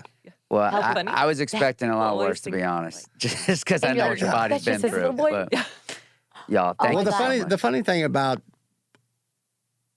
all the my bull riding career is like I never had a serious injury ever. And Breaking every. I mean, you say so that, your face man. are You pretty say that, but you've broken all your face. You've they shattered. I shattered my face, broke every bone. They did like 13 hours of reconstructive surgery, titanium plates, but they were broken bones. Broken bones heal in 6 weeks. Yeah. I never had one injury ever that was life threatening. So if it's not life threatening, it's not serious. Yeah. Shit heals if it's not life threatening. I never had collapsed lung, where I had removed my spleen. No, I never had any kind of internal injuries. There was never even in the vicinity of life threatening. Whenever I got hit in the face, it crushed every bone in my face. And I walked out. I'm walking out and bleeding. And I see these people looking at me like, oh. And so I'm telling my friend right next to me, his name's who I've known since I was 8 years old. His name's Cowboy Bill. I was like, Bill, I must look like shit because these people have bad looks on their faces. We're walking by them. And so we're supposed to go get in the ambulance.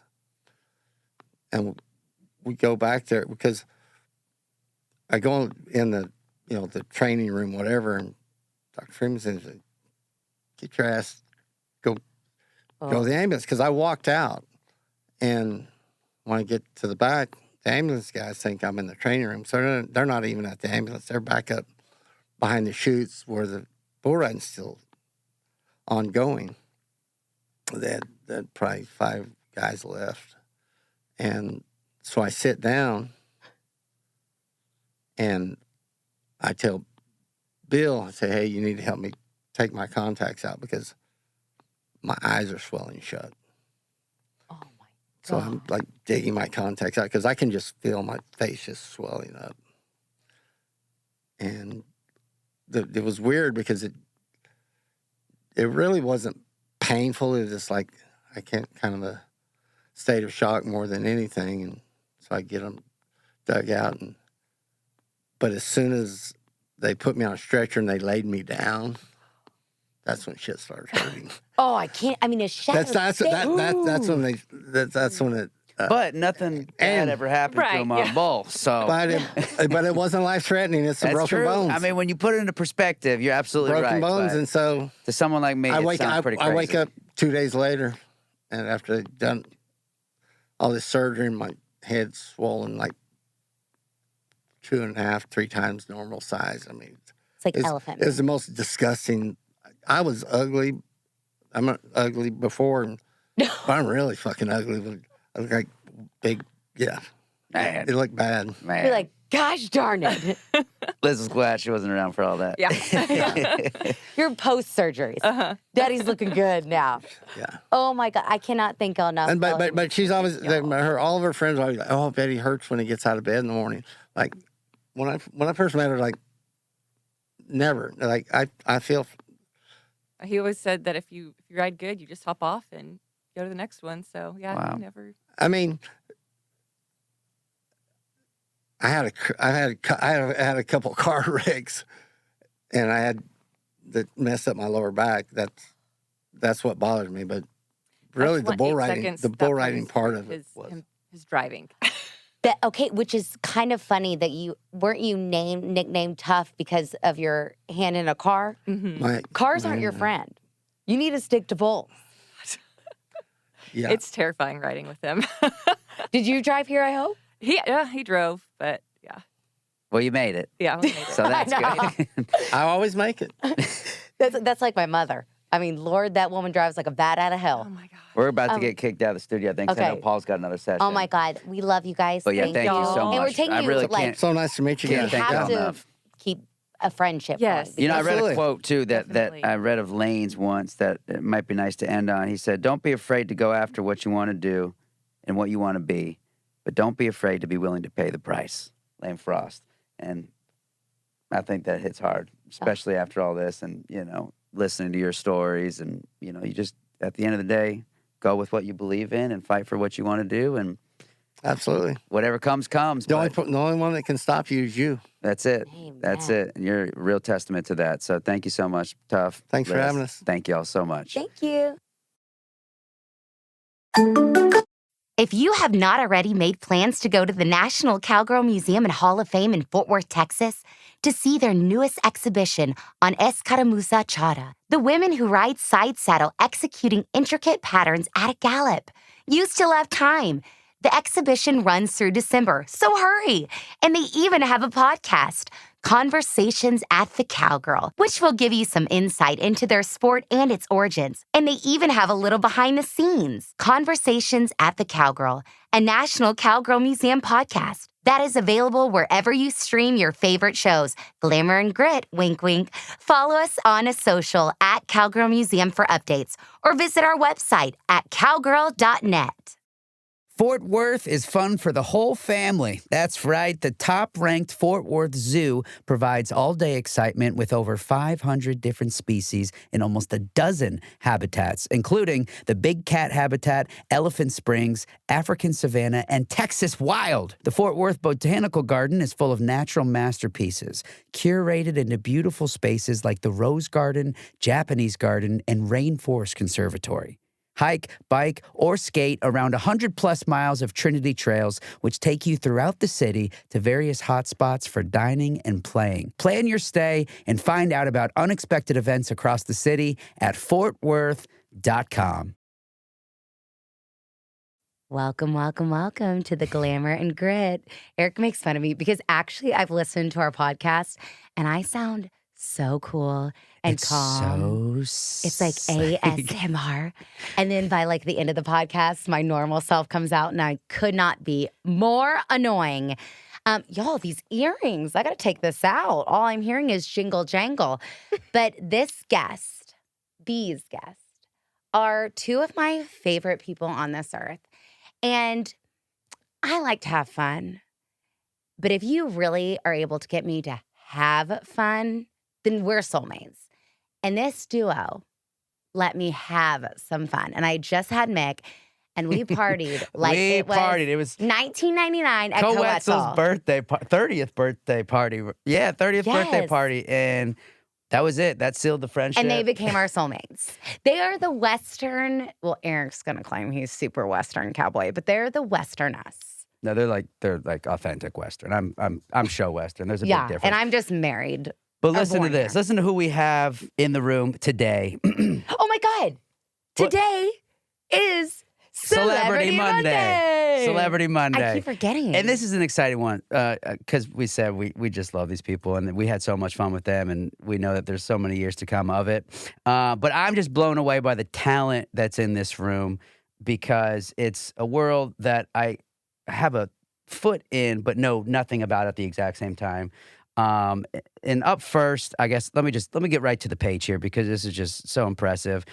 We've got Ezekiel Blue Mitchell, who has become a mainstay on the world's top bull riding tour, finishing inside the world's top 30 4 times and playing a key role for the Austin Gamblers in the PBR Teams League. He's also the star of the PBR docuseries The Ride on Prime Video. He's made 5 World Finals appearances. This man is a real deal. He's out there hustling it as we speak, breaking barriers, and his beautiful fiance, Jessie Moore, who's no stranger to the Western sports world. At the age of 3, she started riding show jumping horses competitively. She went on to play collegiate basketball. You might even hear her singing the national anthem at the PBR, and she's currently a competitive barrel racer. So in the room with us now, Ezekiel Blue Mitchell, Jessie Moore. How y'all doing today? We're great. We're great. We're glad to be here. I'm so happy you guys are here, man. This Y'all is made so us much sound a lot fun. cooler than we Yeah, are. no joke. No, we're That just was your one hype man. intro. Yeah, we're just your hype man here. Yeah. Thank you so much for coming, guys. Bye-bye. So much That's all to we need, right? Yeah, you're good. We can leave now. That was perfect.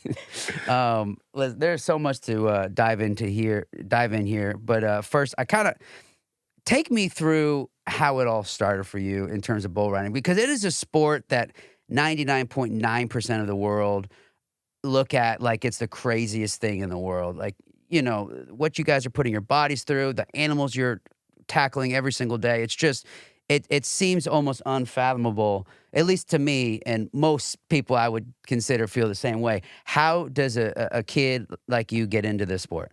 Man, I grew up in Rockdale, Texas, a little small town, about 45 minutes to an hour east of Austin. And my dad was always a cowboy. I could remember being teeny-tiny, and that's all I've ever wanted to be was a cowboy. So, like, growing up through elementary school, my computer lab teachers, everybody around me pretty much helped, navigate me through that path. I had a computer lab teacher print me out a CD and all these hard copy papers of just all these famous black cowboys from back in the day. And with my dad being a cowboy and a horse dentist, we kind of got to go to rodeos when I was a kid to build clientele. And pretty much I was just enamored by the whole sport of rodeo. And I think I've tried pretty much every rodeo event except bulldogging off a horse or steer wrestling.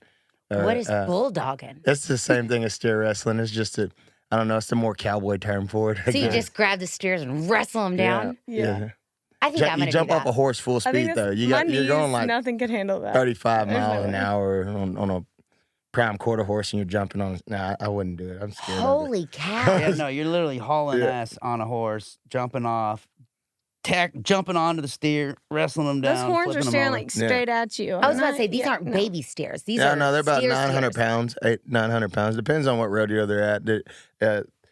Depending on the setup of the rodeo and all over the country, they have different size cattle. Like for smaller arenas, you probably use a little lighter cattle, but for those big arenas like Cheyenne, you got to use a little bit more solid cattle because they're going a lot faster. And you want to protect those animals just as well as you're protecting those cowboys. So that gets intense. And then the saddle bronc riding, I never tried, but I got into bull riding. It was the cheapest thing. We didn't have a lot of money growing up, so bull riding was probably the cheapest equipment to acquire.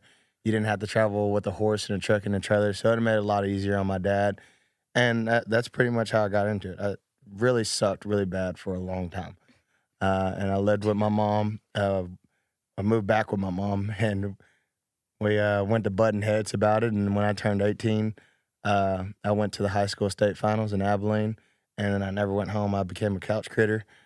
Jumped from friend's house to friend's house, and tried to really figure out how to ride bulls. And then next thing you know, it was overnight. I was just winning everything, and then one thing led to another. Then it's the PBR, then it's the college rodeo finals, everything else.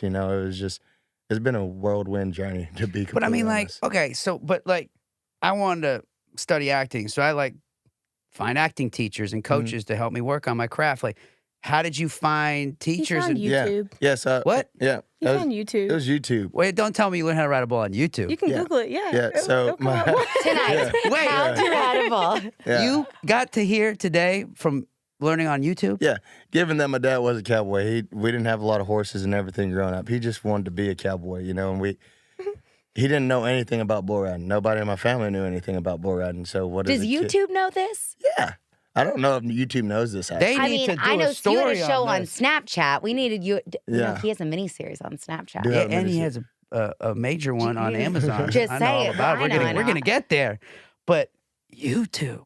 Yeah, no, it was wild. I just typed in the basics of bull riding, and there just happened to be two gentlemen that were phenomenal PBR bull riders back in the day, NFR qualifiers, Dustin Elliott and Wiley Peterson, and they had started this little trend. It was called Bull Rider Coach 1, and they just went through all the steps of bull riding. So I built a barrel in my backyard, and I tried to emulate what they were doing, and then next thing you know, I'm going to a bull riding school for the first time with a guy that I met at just a little junior rodeo.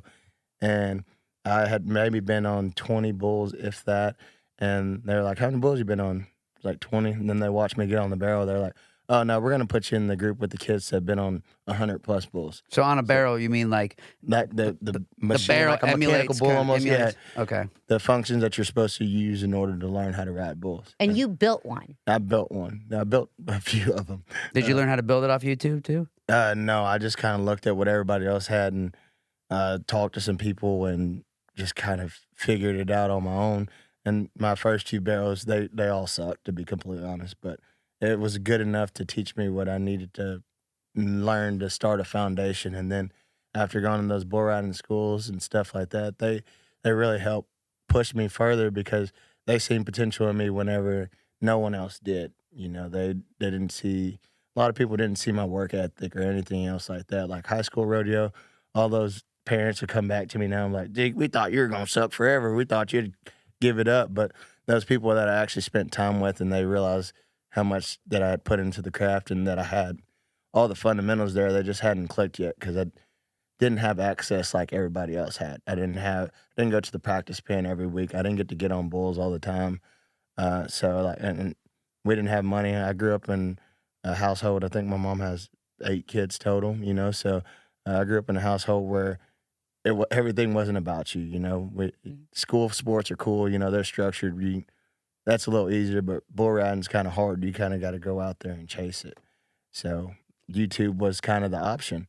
And That I was was fun. I was literally watching like Hunter Hayes music videos at that age. I was gonna say, I'm watching, like, That's what I wanted how to to do start. that. Stupid Yeah. cat videos, and he's over there learning to ride bulls on YouTube. I used YouTube for the wrong reasons, I guess. Yes, growing up. but you come from a Western kind of culture. Have you, Not- riding since you were 3? Yeah, so my mom and my dad, they both never grew up around horses. They decided when they got married, bought some land in 96, and they were like, we want to own a few horses. So they just trail rode. They ride Tennessee walking horses, which is totally different from quarter horses and stuff like that. And so, but at the age of 3, they got me into lessons, bought me a little pony. So they started the madness, and they bought me a pony, and we went to a trainer down the road and learned how to show jump and do hunter jumpers and stuff like that. And then when I, throughout my life, finally was like, okay, I don't think I like, not this industry as a whole. I just didn't like feeling like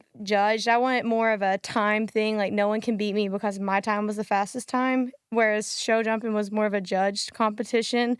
And so I decided to switch over to barrel racing. And so, yeah, I've grown up around horses like my whole life, but Western industry was really more so me dipping my toes in there a little bit when I was younger. But now being around Zeke, like I went at it full tilt for barrel racing because I was like, this is a pretty cool area, but horses, country lifestyle, that's what we grew up around. She For made sure. the decision on her own, but I think I influenced it with this one line, though. Whenever she took me to my first English show, the show jumping world, and I said, so how much do you pay in entry fees to enter? And she's like, oh, $100. I said, so what do you win? A She's like, ribbon? 15-cent ribbon? Like a 10-cent ribbon. I was like, girl, if you're going to spend all this money, we might as He was well go like, to if the you go bar." to a jackpot for like $100, you can maybe win like $600 back. I'm like, You can really? make a It's like profit legal off of this, like- gambling. That's all barrel racing is. Legal See, and I gambling. love barrel racing and Started bull just riding. sign on the dotted line. Let me be your manager from here on out. Yeah, you're in the wrong industry. You're in the I don't want wrong a ribbon. I was like, you ride so good. You don't have to do this. Like, Oh, and man. she's like, yeah, you got to get, if you want to make money in this, you got to get these sponsors. You got to get to the top level, and it requires buying horses that are, like, she's a taller woman, so she has to buy a different horse for a different, because As I grew, I had to have a certain size animal And under that me. In didn't the look hunter good world, for jumpers, they jumping, don't yeah. care, but hunter Okay. jumpers is more off of how you present yourself. And so Wait, I what's had the difference of, I know jumpers, but what's hunter jumpers? So hunter jumpers is like that more of, I said, the political judgment, like the judge is sitting there critiquing you, and it's all on what that one person thinks. Where show jumping is who can get through the course the fastest with the least knock poles, and so like knock jumps. Yeah. And so I did hunter jumpers, went on and did some show jumping because I was tired of the judgment side of it. I had a horse, and they told me that my leg looked too long on him, so that's why I didn't win. And I was like, how does that work? So You're like, what? Yeah, it short just my leg. and nothing to Have a the talk with world. this I will judge. say that taught me a lot about how to, like, naturally, my natural seat learning from the English side is amazing because you had a tinier saddle and stuff. I made Zeke ride in it, and he was like, I don't understand this saddle at all. And so, but no, it Because bull, aren't you just nothing, Yeah. right? Yeah. You're just bare on that yeah. bull. They actually use some show jumping horses to train bull riders. Like, that's Yeah, a like- fun fact. Yeah. Wow. Y'all, I feel like That's I'm crazy. learning. So are Yeah. you at this time barrel racing? I feel like barrel racing and bull riding are the two things at the rodeo where I'm like, come on, baby. Like I'm Yeah. screaming. Like it's like that edge because I'm a endorphin junkie, and those are the two things where I'm Mhm. like endorphins. We're like mutton busting. Isn't that what it's called? Yeah, the little That's so kids. fun. The The, little kids. cutest. But I feel like those are the two sports within like the rodeo world that I love. And it's fast. Like Yeah. I love you said that it's just about fast and adrenaline and you're in and you're out. Did you think like maybe my person's gonna be a bull rider? Or did you ever think you'd pick somebody in the industry that y'all are both in? Like No. is it nice? Yeah, you should see her exes. Oh, God. I dated, like, growing up, I did the English side of things. We were, I guess my friends would, like, make fun of me and call me a redneck here and there. And so I, though, because of college basketball and stuff, I grew up dating, like, other athletes, football players, basketball players, MLB players, like, stuff like that, just more the sports world. Totally. And so my roommate thought it would be funny because the joke in college was like, I was the little redneck on the team that could play basketball. And so that was me. And she looked at me and she's like, I have the perfect guy for you. Look at this bull rider on TikTok. And You are kidding. he was my dare. Don't tell anybody. But I won $20 off of just told him. it. I told everybody. Wait. Yeah. What do you mean? What do you mean? What do you mean? So my roommate looked at me, and I don't talk to her anymore. I wish I did, because I was like, do you know I'm like marrying the guy you dared me to DM? She was like, I'll give you $10 if you message him, because I never really have ever like slid into someone's DMs for the most part. Well, So I- this is She like got a you, new didn't she? culture yeah, for us I because was like, I don't know we're how I feel about this. So I saw his video on TikTok. Fun fact, I actually had like stalked him a little bit when I was in high school. I was like, this dude's really cute. From Some type TikTok? no, from Facebook. Instagram, discover Instagram, page. like a little Okay. bit everything. And so, yeah, my mean, roommate was like, okay. $10 if you DM him, $10 if he responds. And that sucker responded. I won $20 off I mean, I of think it. you how got much 40 was now, how much let's you gonna go. win if you engaged and then married I don't him? know. I 'Cause need to figure that's out. I happening. need to call her and be like, do I get more money for every like accolade in life that I get with this So man? you really have that girl to thank for all this. Yeah, I guess. Yeah. Her Have name's you Devin. called her and thanked her yet? No, but she makes me spend more money than the $20 did. You know? I haven't seen a piece of that $20 yet. you know? Wait, so I want to know. I bet you got, if you're fancy on TikTok, I bet you got a lot of DMs Yeah, back in. I Like, did. how? I mean, this face. How could you not? But did you kind of know? Did you get that weird feeling? He Like, thought oh I was my a God. fake when No, he first saw me. Can I? He thought I was This a is my fake. question. This is my Was question. she an AI? Yeah. Yeah. So the thing about it is that I did get a lot of DMs. That's right around the time that I was really blowing up on the PBR circuit. Like I was the young, good-looking African-American kid and on all this love stuff and blah, blah, blah. And what set her apart from most girls, because I didn't really respond to DMs like that, is that she didn't come on there and was like, "Oh, dude, you're so hot. Let me be your girlfriend." She just simply got on there and was like, "Hey, not that you'll ever see this, but you know, I really appreciate what you're doing. Just keep striving to be excellent and blah blah." And I was like, "Thank you. I will see this. I seen it." Whatever. And I'm then good with my words. Yeah. And you're hot. Wow. yeah, and she was pretty, so you know, it was.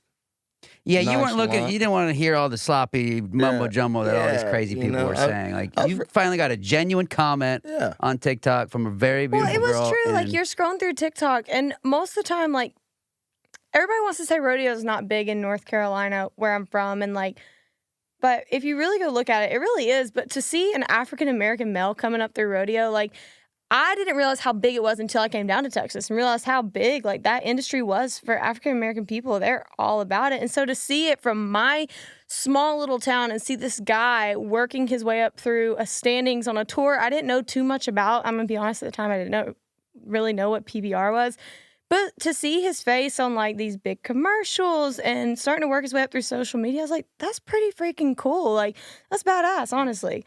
And I just reached out to him. Yeah, I thought he was hot, but I wasn't gonna tell him that. I gotta play hard to get. Since I'm the Amen, one sister. DMing him, that's already sounding thirsty enough, you know? Like Well, I didn't play hard to Yeah. get. I should have. I went a little too hard, but it worked. but it did work. It worked. It She- worked. She, had the opposite, end of the spectrum Yeah, there. I But, should play my cards cooler next time too. you don't. It's all good now. Okay, so Question. yeah. Oh, sorry. We're gonna fight off. Do fight off a question. There's so many good things to ask here. So she slid into the DMs. Did you see it? Respond right away, and that fool left me on red. or No, did I you kind of responded. put her on ice a little bit? I did put her on ice for a while. On Okay. red, that's the worst. I did not leave her on red. He responded. I did eventually. He did. He responded, and then he it was like during NFR time of 2019. So I knew like now looking back, I'm like, there's a reason he did not respond to my little DM over NFR because he probably couldn't walk straight. And anyways, like, so You were busy. he was busy. We're all sober. He was hanging out sober. busy at the NFR. And yeah, so I finally hear back from him, like, I'd say February of 2020. And he was like, So like right when COVID's like about to hit. right when COVID, he was my COVID baby. Like, you know. That's when you everybody- know. If that's you when go you- through Yes. COVID together, that's Yeah, it. Like, so everybody, I was hearing like doctor's orders, like, find your one person over COVID and be with that one person. And like, so he finally messaged me back in February-ish. And he's like, you live in Winston-Salem, or near Winston-Salem, right? And that was where he was living at the time. His manager had moved him, or agent had moved him up there. I was like, yeah, I do. And he's like, oh, okay, you want to go on a date? And so me and my mom, like the day before the date, are sitting up there like YouTubing this kid, like trying to figure out who he is. My mom's like, you're not going to get murdered or anything, right? Like, oh, amen. You we don't were want to go so like that's since a you can different kind of find his podcast. name, we were figuring out everything about him. And yeah, rolled up to his house, and we both go on this date, and we look at each other, and we're like, we're both not looking for like anything serious, and I don't really want to. famous He was last like, I words. don't want a girlfriend. I was like, I don't really want a boyfriend. Like, let's just hang out and see where it goes. And I left, went home that night, and then asked me out again, and now, We kind of just agreed. You yeah, know, now we're getting we're married. gonna go hang out. And I was like, she was like, you should come up to my house and ride next time. We got all these trails and stuff. I was like, yeah, yes.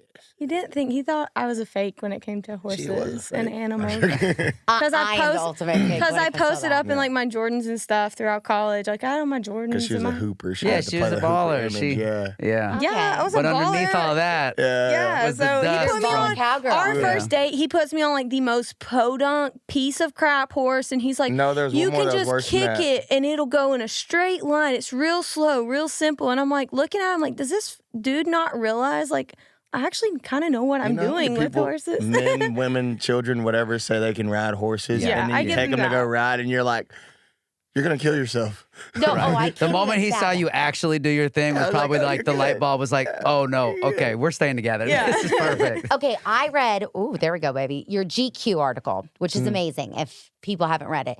So why did you were in Texas and then moved to North Carolina. Mm-hmm. Why did you want to move to North? Had you ever lived there before? Like, what was the reason that your agent, right, or manager My agent, yes, ma'am. wanted you to move there?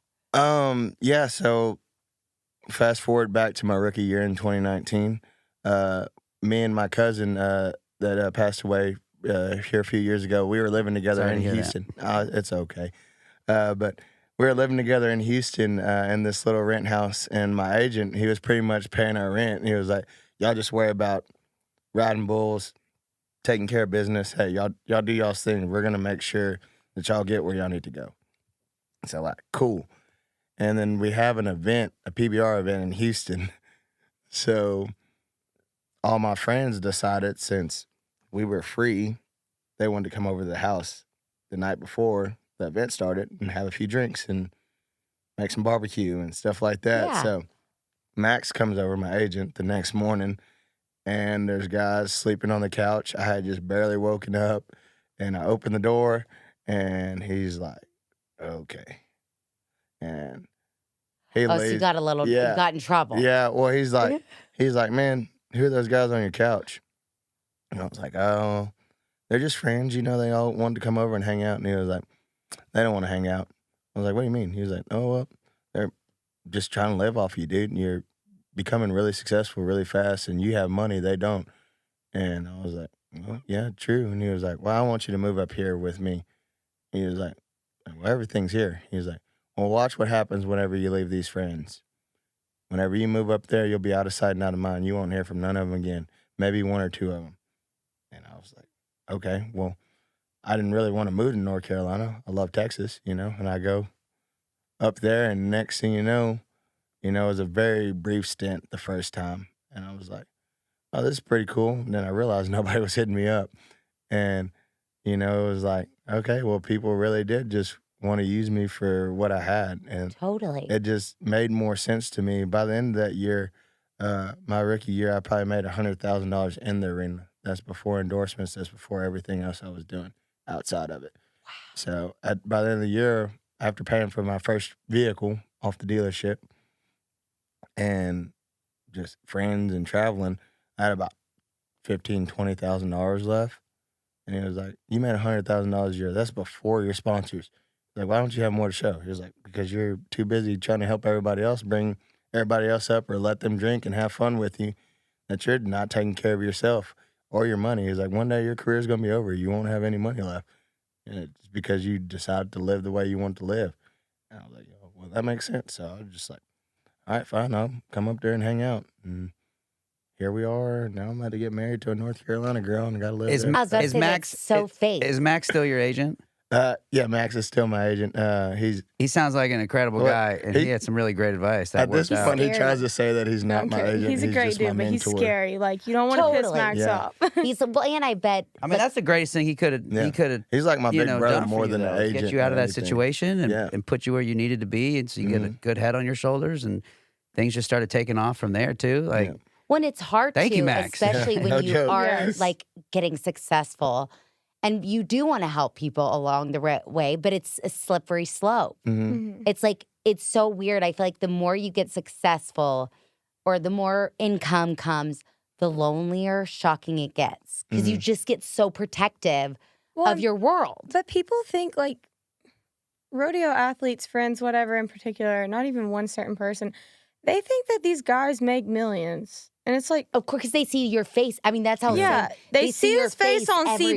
CBS, but let's be Mhm. honest, you're like, we're not rolling in the dough. We don't get to just go blow money and come home and think it's cool. Like, Totally. and so people don't realize that. They see that you can see what he's earned online and stuff like that. But then again, he has to pay for all of his own travel, his flights, like hotels, everything, every single weekend. It's like, they don't put you No. up and travel. No, so yeah, Do you get like a per diem or anything like that when you're wow. Well, when I first got on tour, they used to give us the show up check when we got to the televised event. It was like $400 a weekend if it was a regular event, but a major event was $600. So you had like a per diem then, but a lot of times it didn't cover that, and then when COVID hit, that all went away. So ever since then, it's kind of been the same way, in which I have huge respect for what the PBR has done for me in my life, because we don't necessarily, we're not rolling in the dough, but we're not doing bad by any means neither. Right. So You're doing what you Totally, love. but to be So it's able, I like, bet so many of these like guys and girls are bunking up together. Yeah. Like I'm the type, we have auditions. Mhm. I'm like, I want my own hotel. If I have to fly somewhere, my own hotel. I have to be in the Mhm. zone. What's like a lot of people don't have that opportunity to be able to do that. And then you're supposed to show, go barrel racing, go be on a bull, like your whole Yeah. life. And ours is we're gonna live after our camera. Like you're still, Mhm. even we had Tuff here and he kept saying, people don't realize how dangerous the Yeah. sport is. Like it's all fun and games, but it truly is. Well, and he's so done dangerous. amazing for himself, and like me and his life together, like we're perfect. We're where we're at, but at the same time, like what people don't understand is these guys are putting their lives on the line every single weekend that they get onto the back of a bull for what? Like, yeah, $10,000 for that bull sounds great, but at the same time, it's your life for $10,000. that's where I'm It's kind of fear trying to That's kind of figure how out. I think as a fiance of one of these riders, like it's a lot. Yeah, how do you deal with the pressure and the anxiety and that when you see him out there doing his thing, he's really, really good at it. He's doing what he loves. So it's like we're rooting Yeah. him on. And of course, this is supplying an amazing life for us and all the above. But that element of danger and fear and, every day you see him on one of those bulls, what's going through your mind? How are you handling all that? And If he wanted to quit tomorrow, I would support him 110%. But I would not, and I will tell him this, I will not let him quit because he has his goals in his mind, and I want to see him fulfill those goals through and his dreams through. But if he wanted to quit tomorrow, I would probably be cool with it because me personally, watching him, especially our lives are like, he's always gone somewhere one weekend and I'm gone the other place. Like we're totally opposite of each other. I get to travel here and there, but most of the time I'm either at home taking care of things or I'm rodeoing myself. And to watch him on a screen and like Pluto and Ride Pass, it's cuts in and out pretty often. Like it cuts out and I don't know what's happening. So I'm trusting that the bullfighters and everybody around there, and I have great friends in the PBR. I know they let me know if something happened, but like you just never know. And so yeah, you watch him between it does. fingers. It freaks I'm me tough as out. nails anyway. Yeah, he is. I get not. Yeah, but I will how say heavy are these it animals, scares man? me. I will say it scares me more going to these little open bull ridings, like where I go and barrel race. If it's a little open bull riding, and any guy that just wants to try to get on a bull can go and get on. Watching those kids scares me tenfold more than watching the PBR because these guys know what they're doing. They've been there. They've done that. Of course, anything can happen, but you go to an open bull riding and like Joe Bob Billy Ray down the road wanted to go get on a bull, so he did it, and it's like they don't know what they're doing. That scares me more than this. But for his standpoint, I'm like, that's the man I want to grow old with, and so I need your brain, I need your head right, like everything Totally. else. So I do, yeah, I worry, but I also know like this is what he loves to do, and in a kind of morbid way, I don't wish it upon anything. But if God took him out doing that, then God took him out doing what he loved, and so I guess I have to kind of be okay with that to a point, Totally. That is so. Oh, that's so heavy. Oh, I know. because Both it's of us got the man, chills. Yeah. I'm worried about her like in the back studio recording, and maybe she stubs her toe on the way out of the door. I'm like, that's the things I'm stressing. And you're over here like, I mean, it's unbelievable. And the Well, support that and- you have here is yes. clearly like through the roof. And what an amazing thing to have in your corner, Yeah. bro. What I've always tried to tell her and my mother as well, moms, they go I in can't kind even of a imagine lot of being the a same mother, realm, but I could be hurt or killed doing anything. I mean, I could That's walk true. out of this door right now, slip and fall on a little puddle of water, hit my head, and then done. That's true. So I know. Let's hope not. yeah, let's not do that neither. But I mean, we get in cars every day. I got a bigger chance of passing away in a car accident than I do getting on a bull. But I mean, the danger is still there. I mean, we're not still talking the broken bones and everything else, but it's It's a little more escalated when you it's try escalated, to be when you're a bull rider. But- What is it about the feeling of being on a bull that like hooked you? Is like just that adrenaline rush? Is it the like unpredictability of what's about to happen? Like I think at first it was the adrenaline rush, but the better I got at it, it was just controlling chaos. You know, it was something that was completely out of my control. And then the higher that you stepped up in the world, the bulls got harder. So you had to adjust to that next level of bull, and then the next level of bull, and then to a point, you get to the point where you're physically capable to ride everything, but then it becomes the mental aspect of the sport. It is the travel. It is, like you said, like sitting in the room. Sometimes you'd rather sit in the room by yourself and just get everything composed to yourself, but it doesn't always work that way because you're doing PR for the PBR, or your friends.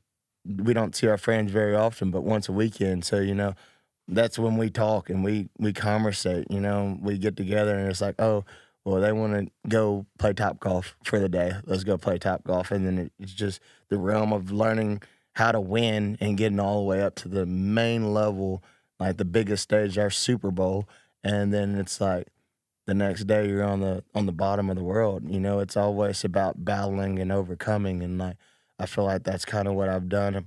My family's done my whole life, is just overcoming certain situations. So it almost feels like it's just me as a person, is that I really enjoy overcoming situations, and just like riding horses and working with these horses with Jessie is like watching these horses grow and develop and learning from my mistakes and moving forward. I mean, I think that's what life's all about, is just trying to find a way to move forward and achieve what you want to achieve. So I don't know, bull riding is a lot deeper than me than just the adrenaline or anything like that. It's really who I am at this point. Yeah, man. Yeah, and we were talking, Jessie and I had I could just talk to you for hours on the phone, but I know you said it's so true why we started this podcast. A lot of people look at all of our lives as like the glamour. You see the PBRs, you see all of our red carpet photos, you see us on TikTok and all that, but you never really know what's going on. Like we said, the traveling. I know so many of the time you're working at the ranch full time. You're here moving horses and all. I mean,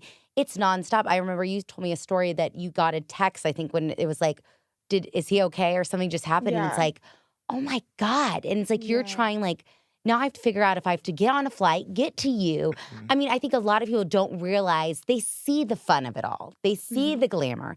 They see the cash prize or our paychecks. And it's like but that's just the cherry on top. That's not what we all actually have to do in the life that we have to do. And we all live, like you live, both of y'all, for the competitions. Like we do the jobs, but we have to audition and you have to train. And I think so many people miss those parts of the grit of it all. They see the glamour, but there's a lot more grit than there is glamour.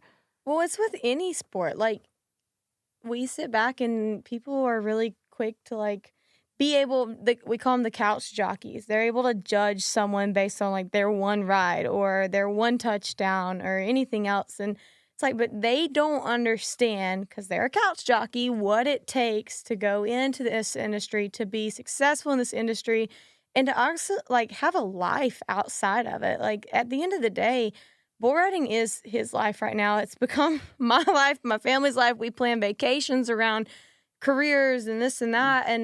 But no one realizes what all goes into it. And I think it's really cool that y'all are actually sitting down and wanting to find out that gritty part. I mean, the sacrifices you do. I mean, and exactly what you said. Every one of my family vacations, it's like I pray to God Eric doesn't get a job. He can't come to my graduation this year. I graduate in May, and he can't come because they scheduled a bull riding. Yeah. Our wedding, I'm just hoping he'll be able to be at our wedding. You know, can you imagine? That's my career too. It's the same stuff. And the wedding will happen no matter what, with or without you. That's what you said. I already said, for the last 4 years, this date has always been open. So I literally looked at the CEO, Sean, on the bus the other day. I was like, do not schedule anything on this weekend of 2025. It's not allowed. Other than that, I'm going to be on an iPad on a tripod. Have you seen those little things that go around zzz, My that has parents a spent face too much on it? money on this wedding. I'm not going to not get married there. A little robot. Yeah. It's just the craziest thing, like y'all were saying, the grit. Like last year for Easter, I'm a pretty big man of faith, and like Easter's supposed to be a day that we get off. And I don't even remember what event we were at, but we were somewhere way across the country. And I had to fly all the way home the next day. That's the only flight I could get out. And I didn't get home on Easter till 6, 7 p.m. Everybody's had the barbecue, went to church, enjoyed themselves, and I've been sitting on a flight literally all day. And it's like, dang, I'd really just rather be at home right now. No, and it's be so with my family. Yeah, and it's like those are the those tough moments times. are Yeah, the those are hard tough moments. times. Yeah. And I I don't think- think people realize that those are so many. I mean, we've talked about this on the podcast before, but our son was super, super sick, and I was in the ICU, and Eric was doing the carpet at Yellowstone. So it's like, but he couldn't help me. You know what I mean? It's Yeah. like, what would there be two parents just sitting there Exactly. worried to death? Mm-hmm. So it's like you have to make these sacrifices. But I think so much people don't realize what you do together, especially as a couple in an industry together.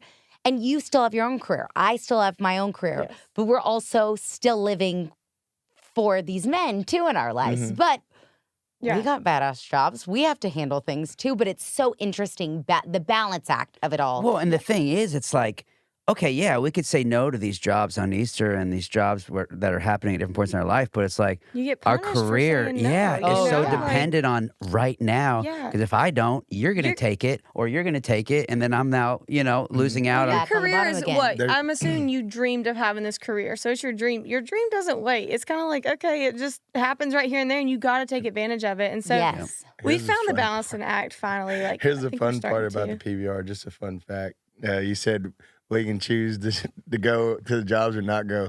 The PBR, technically, we can't anymore. Once you're a seated rider, and especially they developed this rule because guys were just turning out of these bull ridings, and people were coming from all over the country to come see some of these things, and they're coming to see their favorite riders. So they made a rule a few years back. If you miss an event and it's not for medical causes or family emergency, you're banned from a year from the major tour. You can still do You the are teams. kidding. I told him You I can could do- break his Wow. toe You can for do Easter if you you can do wanted me the to. lower levels, but yeah, you're So once you're in, you're in. you're You in, got to show up. and it's a commitment, and that's So there's Well- days you're riding with the flu, you're Yeah. riding with all these things Mhm. because you He literally actually have rode to. with the flu a few weeks ago. yeah. He right. literally left the bathroom and runs and gets on a bull. I was it was so bad. I was so sick. I was laying on the back of the buck and chutes on the catwalk, and during intros, I asked him if I didn't have to do intros because I think I was like second or third out, and I was like, "Can I just not do intros and lay here because I feel like I'm about to die?" And I got on my bull, didn't ride him, got really close, but I was just so weak I couldn't finish my ride. And then after that, they take me to the back and they hooked me to an IV and pump fluids in me because I've been throwing up everything all day, couldn't keep anything Oh, down. my Yeah, it was God. terrible. Sacrifice. Yeah. Well, okay, and then we need to talk about this for a minute. How is it? Because I feel like totally, totally different. I don't understand this, but being a glamour cowgirl in a sense, I either gotten a lot of slack for, being not Western enough or not. Yeah. Y'all have experienced something to a totally different degree being an interracial couple in rodeo. How has that, do you feel it day to day with people, or is it just something where you see a comment and you're like, shit, do people still think like that? Has it been breaking those barriers? Is it weird that you even have to are you proud to say you're breaking those barriers, It's or it's 2024. it sucks? We should be over this by Yes, that you have to but break no, those barriers. I think it's something. I mean, I feel like it's just more so the comments. I feel like yeah. we're so content and happy with where we're at and in our life and our relationship. We're in our honeymoon I'd- phase yeah. before honeymoon. We don't I care don't- what anybody thinks. I don't really think Yeah. we care or really pay attention to if there is a dirty look or anything like that. It's not the day to day. It's just when, say, the PBR posts something of us together walking the black carpet a few years ago at the World Finals. Ooh, And that there's was- all that was a fun these- time. These people that just think completely different than what they should, and they probably would never say it to our face, but they're cool enough to think they can say it on the internet, on social media. And, just things with me. Just for example, it's as simple as one time I got this really thin gold mouthpiece. It's supposed to be the next best thing in mouthpieces. So I get this mouthpiece, and like I said, it's thin, so you can actually see the ridges in my teeth when I wear it. Oh, wow. And I wrote a bull, the PBR posted, and they were like, "Oh, this guy's got a grill in. This thug needs to leave. If he wanted to wear that, he should go play football and blah, blah, blah." And I asked the PBR to take it down, and they respectfully did. But it's like, what if a little kid sees that Yeah. wants to do the same thing that I'm doing? And I Now, don't do you think- feel like you ever have to speak on behalf of yourself in situations like that and be like, "Y'all, this is a rubber mouthpiece like every other freaking No. rider here. What's At wrong that- with you He people? shouldn't have to, but there is a point where I feel like he does kind of have to I like. just do smart ass shit. Yeah, Can I he's a say ass on smart here? ass. Yeah, Oh, you we can say cuss whatever all you the want. time. Yeah. I've That's- had to chill out my cussing I do because smart I've ass become a shit. cuss So, queen. on that occasion when they were talking about my golden mouthpiece and playing football, we have a rodeo clown, as y'all call him. We call him our PBR entertainer. He's actually retired now. Flint Rasmussen, the best to ever do it in every way. But I came to him and I was like, hey, man, they keep talking and look at these comments on Instagram. They're talking about football. I was like, hey, how about whenever I route this next bull, I get off and you run across the arena and act like I throw you a touchdown pass. And then we'll dance and celebrate together. So it's on CBS Sports Network on national TV, and everybody, Love that's it, what they bro. got to see I is love that the next shit. day was, hey, Amen. you know, if you want me to play football, I'll play football too, but I'm still in this game. Let's People go. have That's no, so brilliant too. like, and me, I mean, I guess kind of for the fashion standpoint, a lot of people comment on like they love my Western fashion, NFR, PBR finals, that kind of stuff. And I wore Jordans with my old Rocky jeans and a shirt I made for him and a cowboy hat. And everybody thought she's only wearing Jordans because she's dating a black man. And I'm like, little do they know, like I made him buy his first pair of Jordans. Like he didn't wear that until he met I've only me. worn one time too. And so people just They're collecting dust.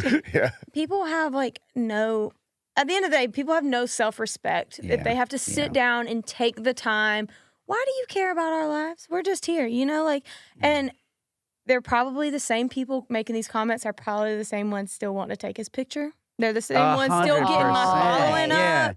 And You the bring minute my they're in- following yeah. up. You encourage more comments because you got more people getting pissed off at you for saying that. So you'll have this one terrible comment and then everybody coming after them, like in the replies and stuff. And so, And it's like, you're talking on me, but Yeah. you're still talking about me. Yeah, So exactly. my name is in your mouth, and that means I'm out there. he's You're thinking influenced about me. something. Exactly. That means you've made it. If he has Exactly. made Haters. it and influenced someone by being an African American in the sport or by just dating a white girl, whoever he pisses off, the haters still bring you followers, so whatever. Exactly. Haters are gonna hate. No, I'll never said- forget. Like even when I first got with Eric, I got so much hate because Yeah. he was with a famous girl before me, years before. I'm like, and she's one of my best friends in the world, but people did not like the idea of me. Mhm. Like when somebody pictures in their mind, like what They weren't think best it- friends when I was dating the other one, by the way. No, no, no. That's not how I met No, Sainty. No. No. We ended up working together years later, and she's like the coolest human on this earth.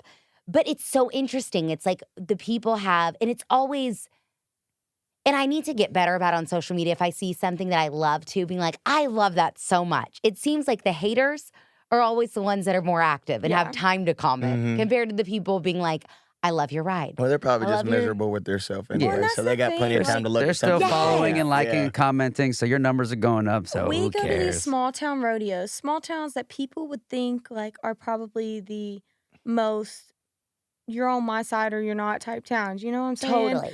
And we go there and Zeke walks in and they're like, "Can you pull my son's bull rope? Or can you help with this or that?" And to see the people that you would think, I mean, I guess sometimes we're too quick to judge. You would think this is a closed-minded community or a closed-minded person.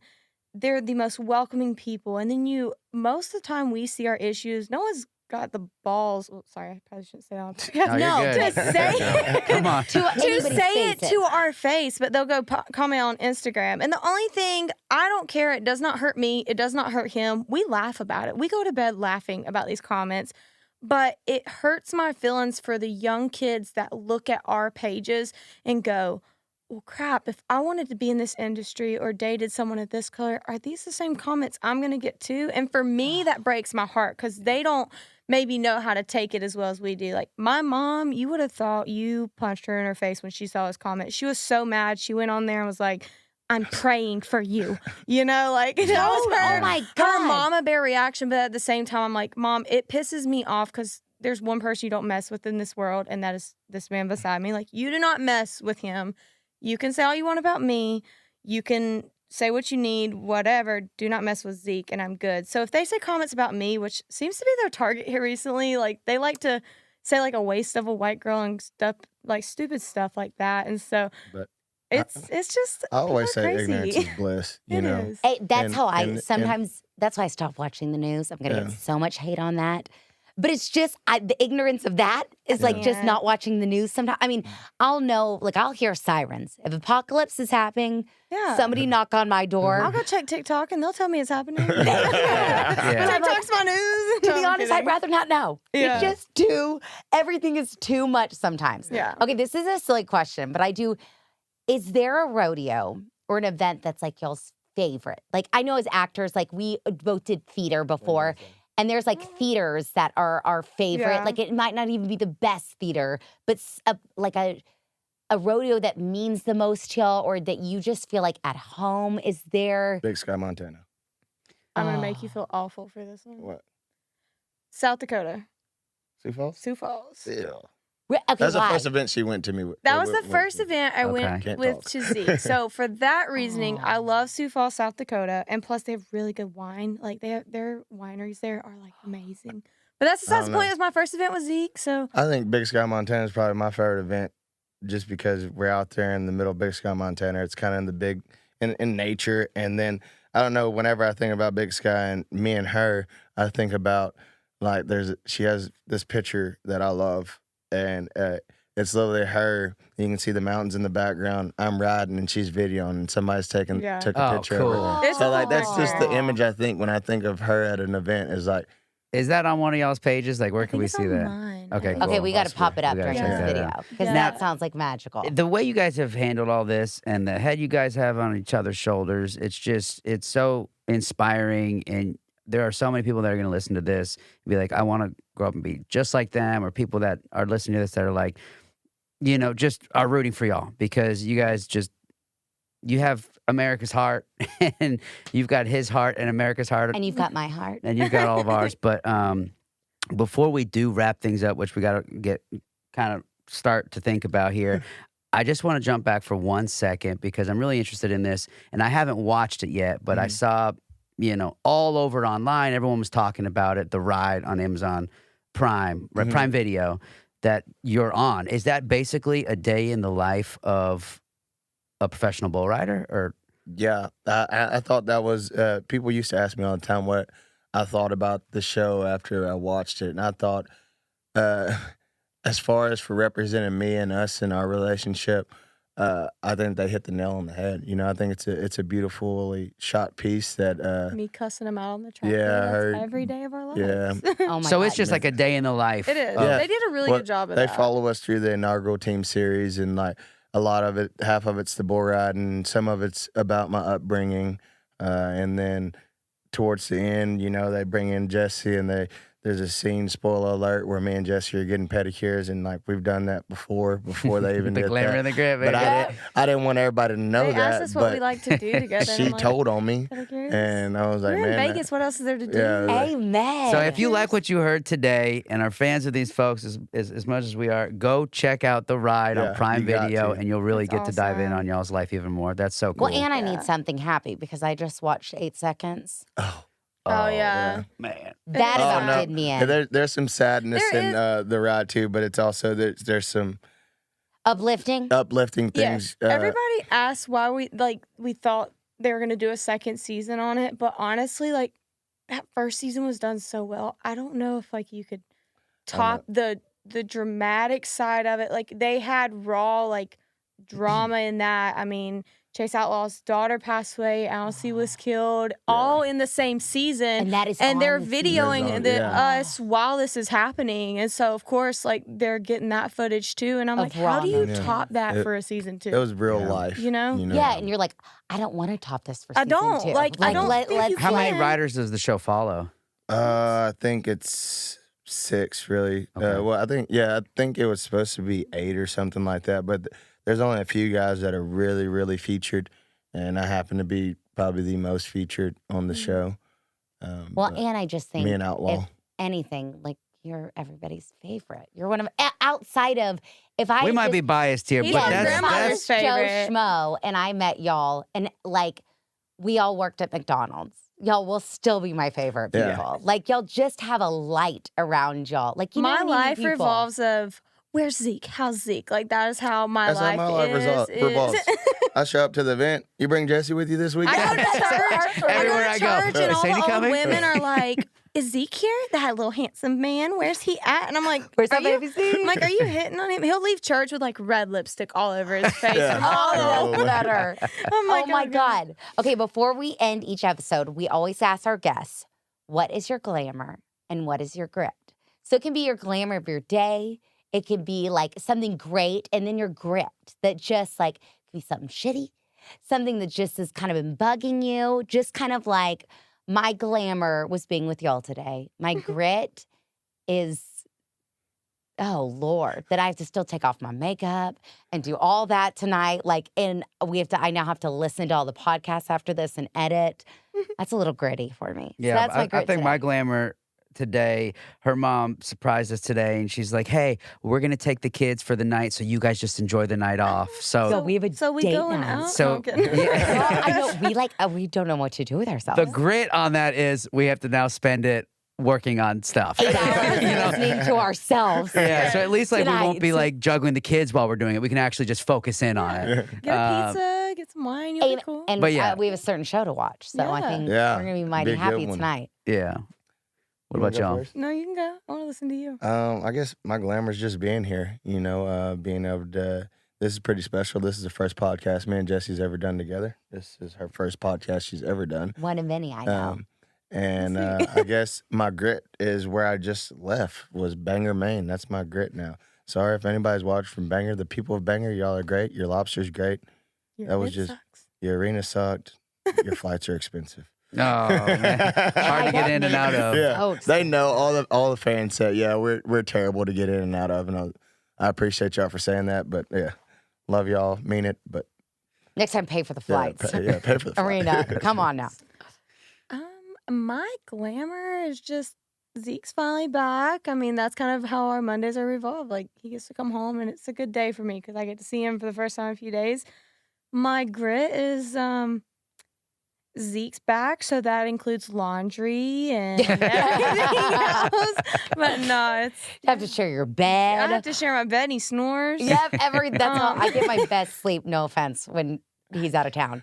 Yeah. I'm like, there's nothing better. I'm like, oh, I get the bed. I'm also like a furnace when I sleep. Too. I slept with my I dog get so last hot. night, and it was the best sleep I've had in forever. nothing gosh. better than a solo sleep. Well, y'all- no With offense. dogs, that's my grit. Sleeping with dogs is my grit. yeah. He hates- Get ready for kids. Wait till they join you in bed. Oh he my hates. gosh. He hates. We the right now dogs we in the sleep bed. with a 2 and a 4-year-old and a 9-year-old dog, and Eric and I. Oh, Oh, Lord. God. Y'all got They're not all California in the King? bed always every night, but you finally get one out, and then it seems like the next one's popping up. Yeah. Then you get that one out, and then the dog's coming up. I'm like, come on, it's been 9 years, dog. You know you're not supposed to be up here. Yeah, he's living his best life. Thank you guys so much. Yeah, We this has love been you. awesome. Love you. Tune in Friday. Bye. See you guys. Glamour. Grit. Glamour. Grit. Glamour. Grit. Glamour. Grit.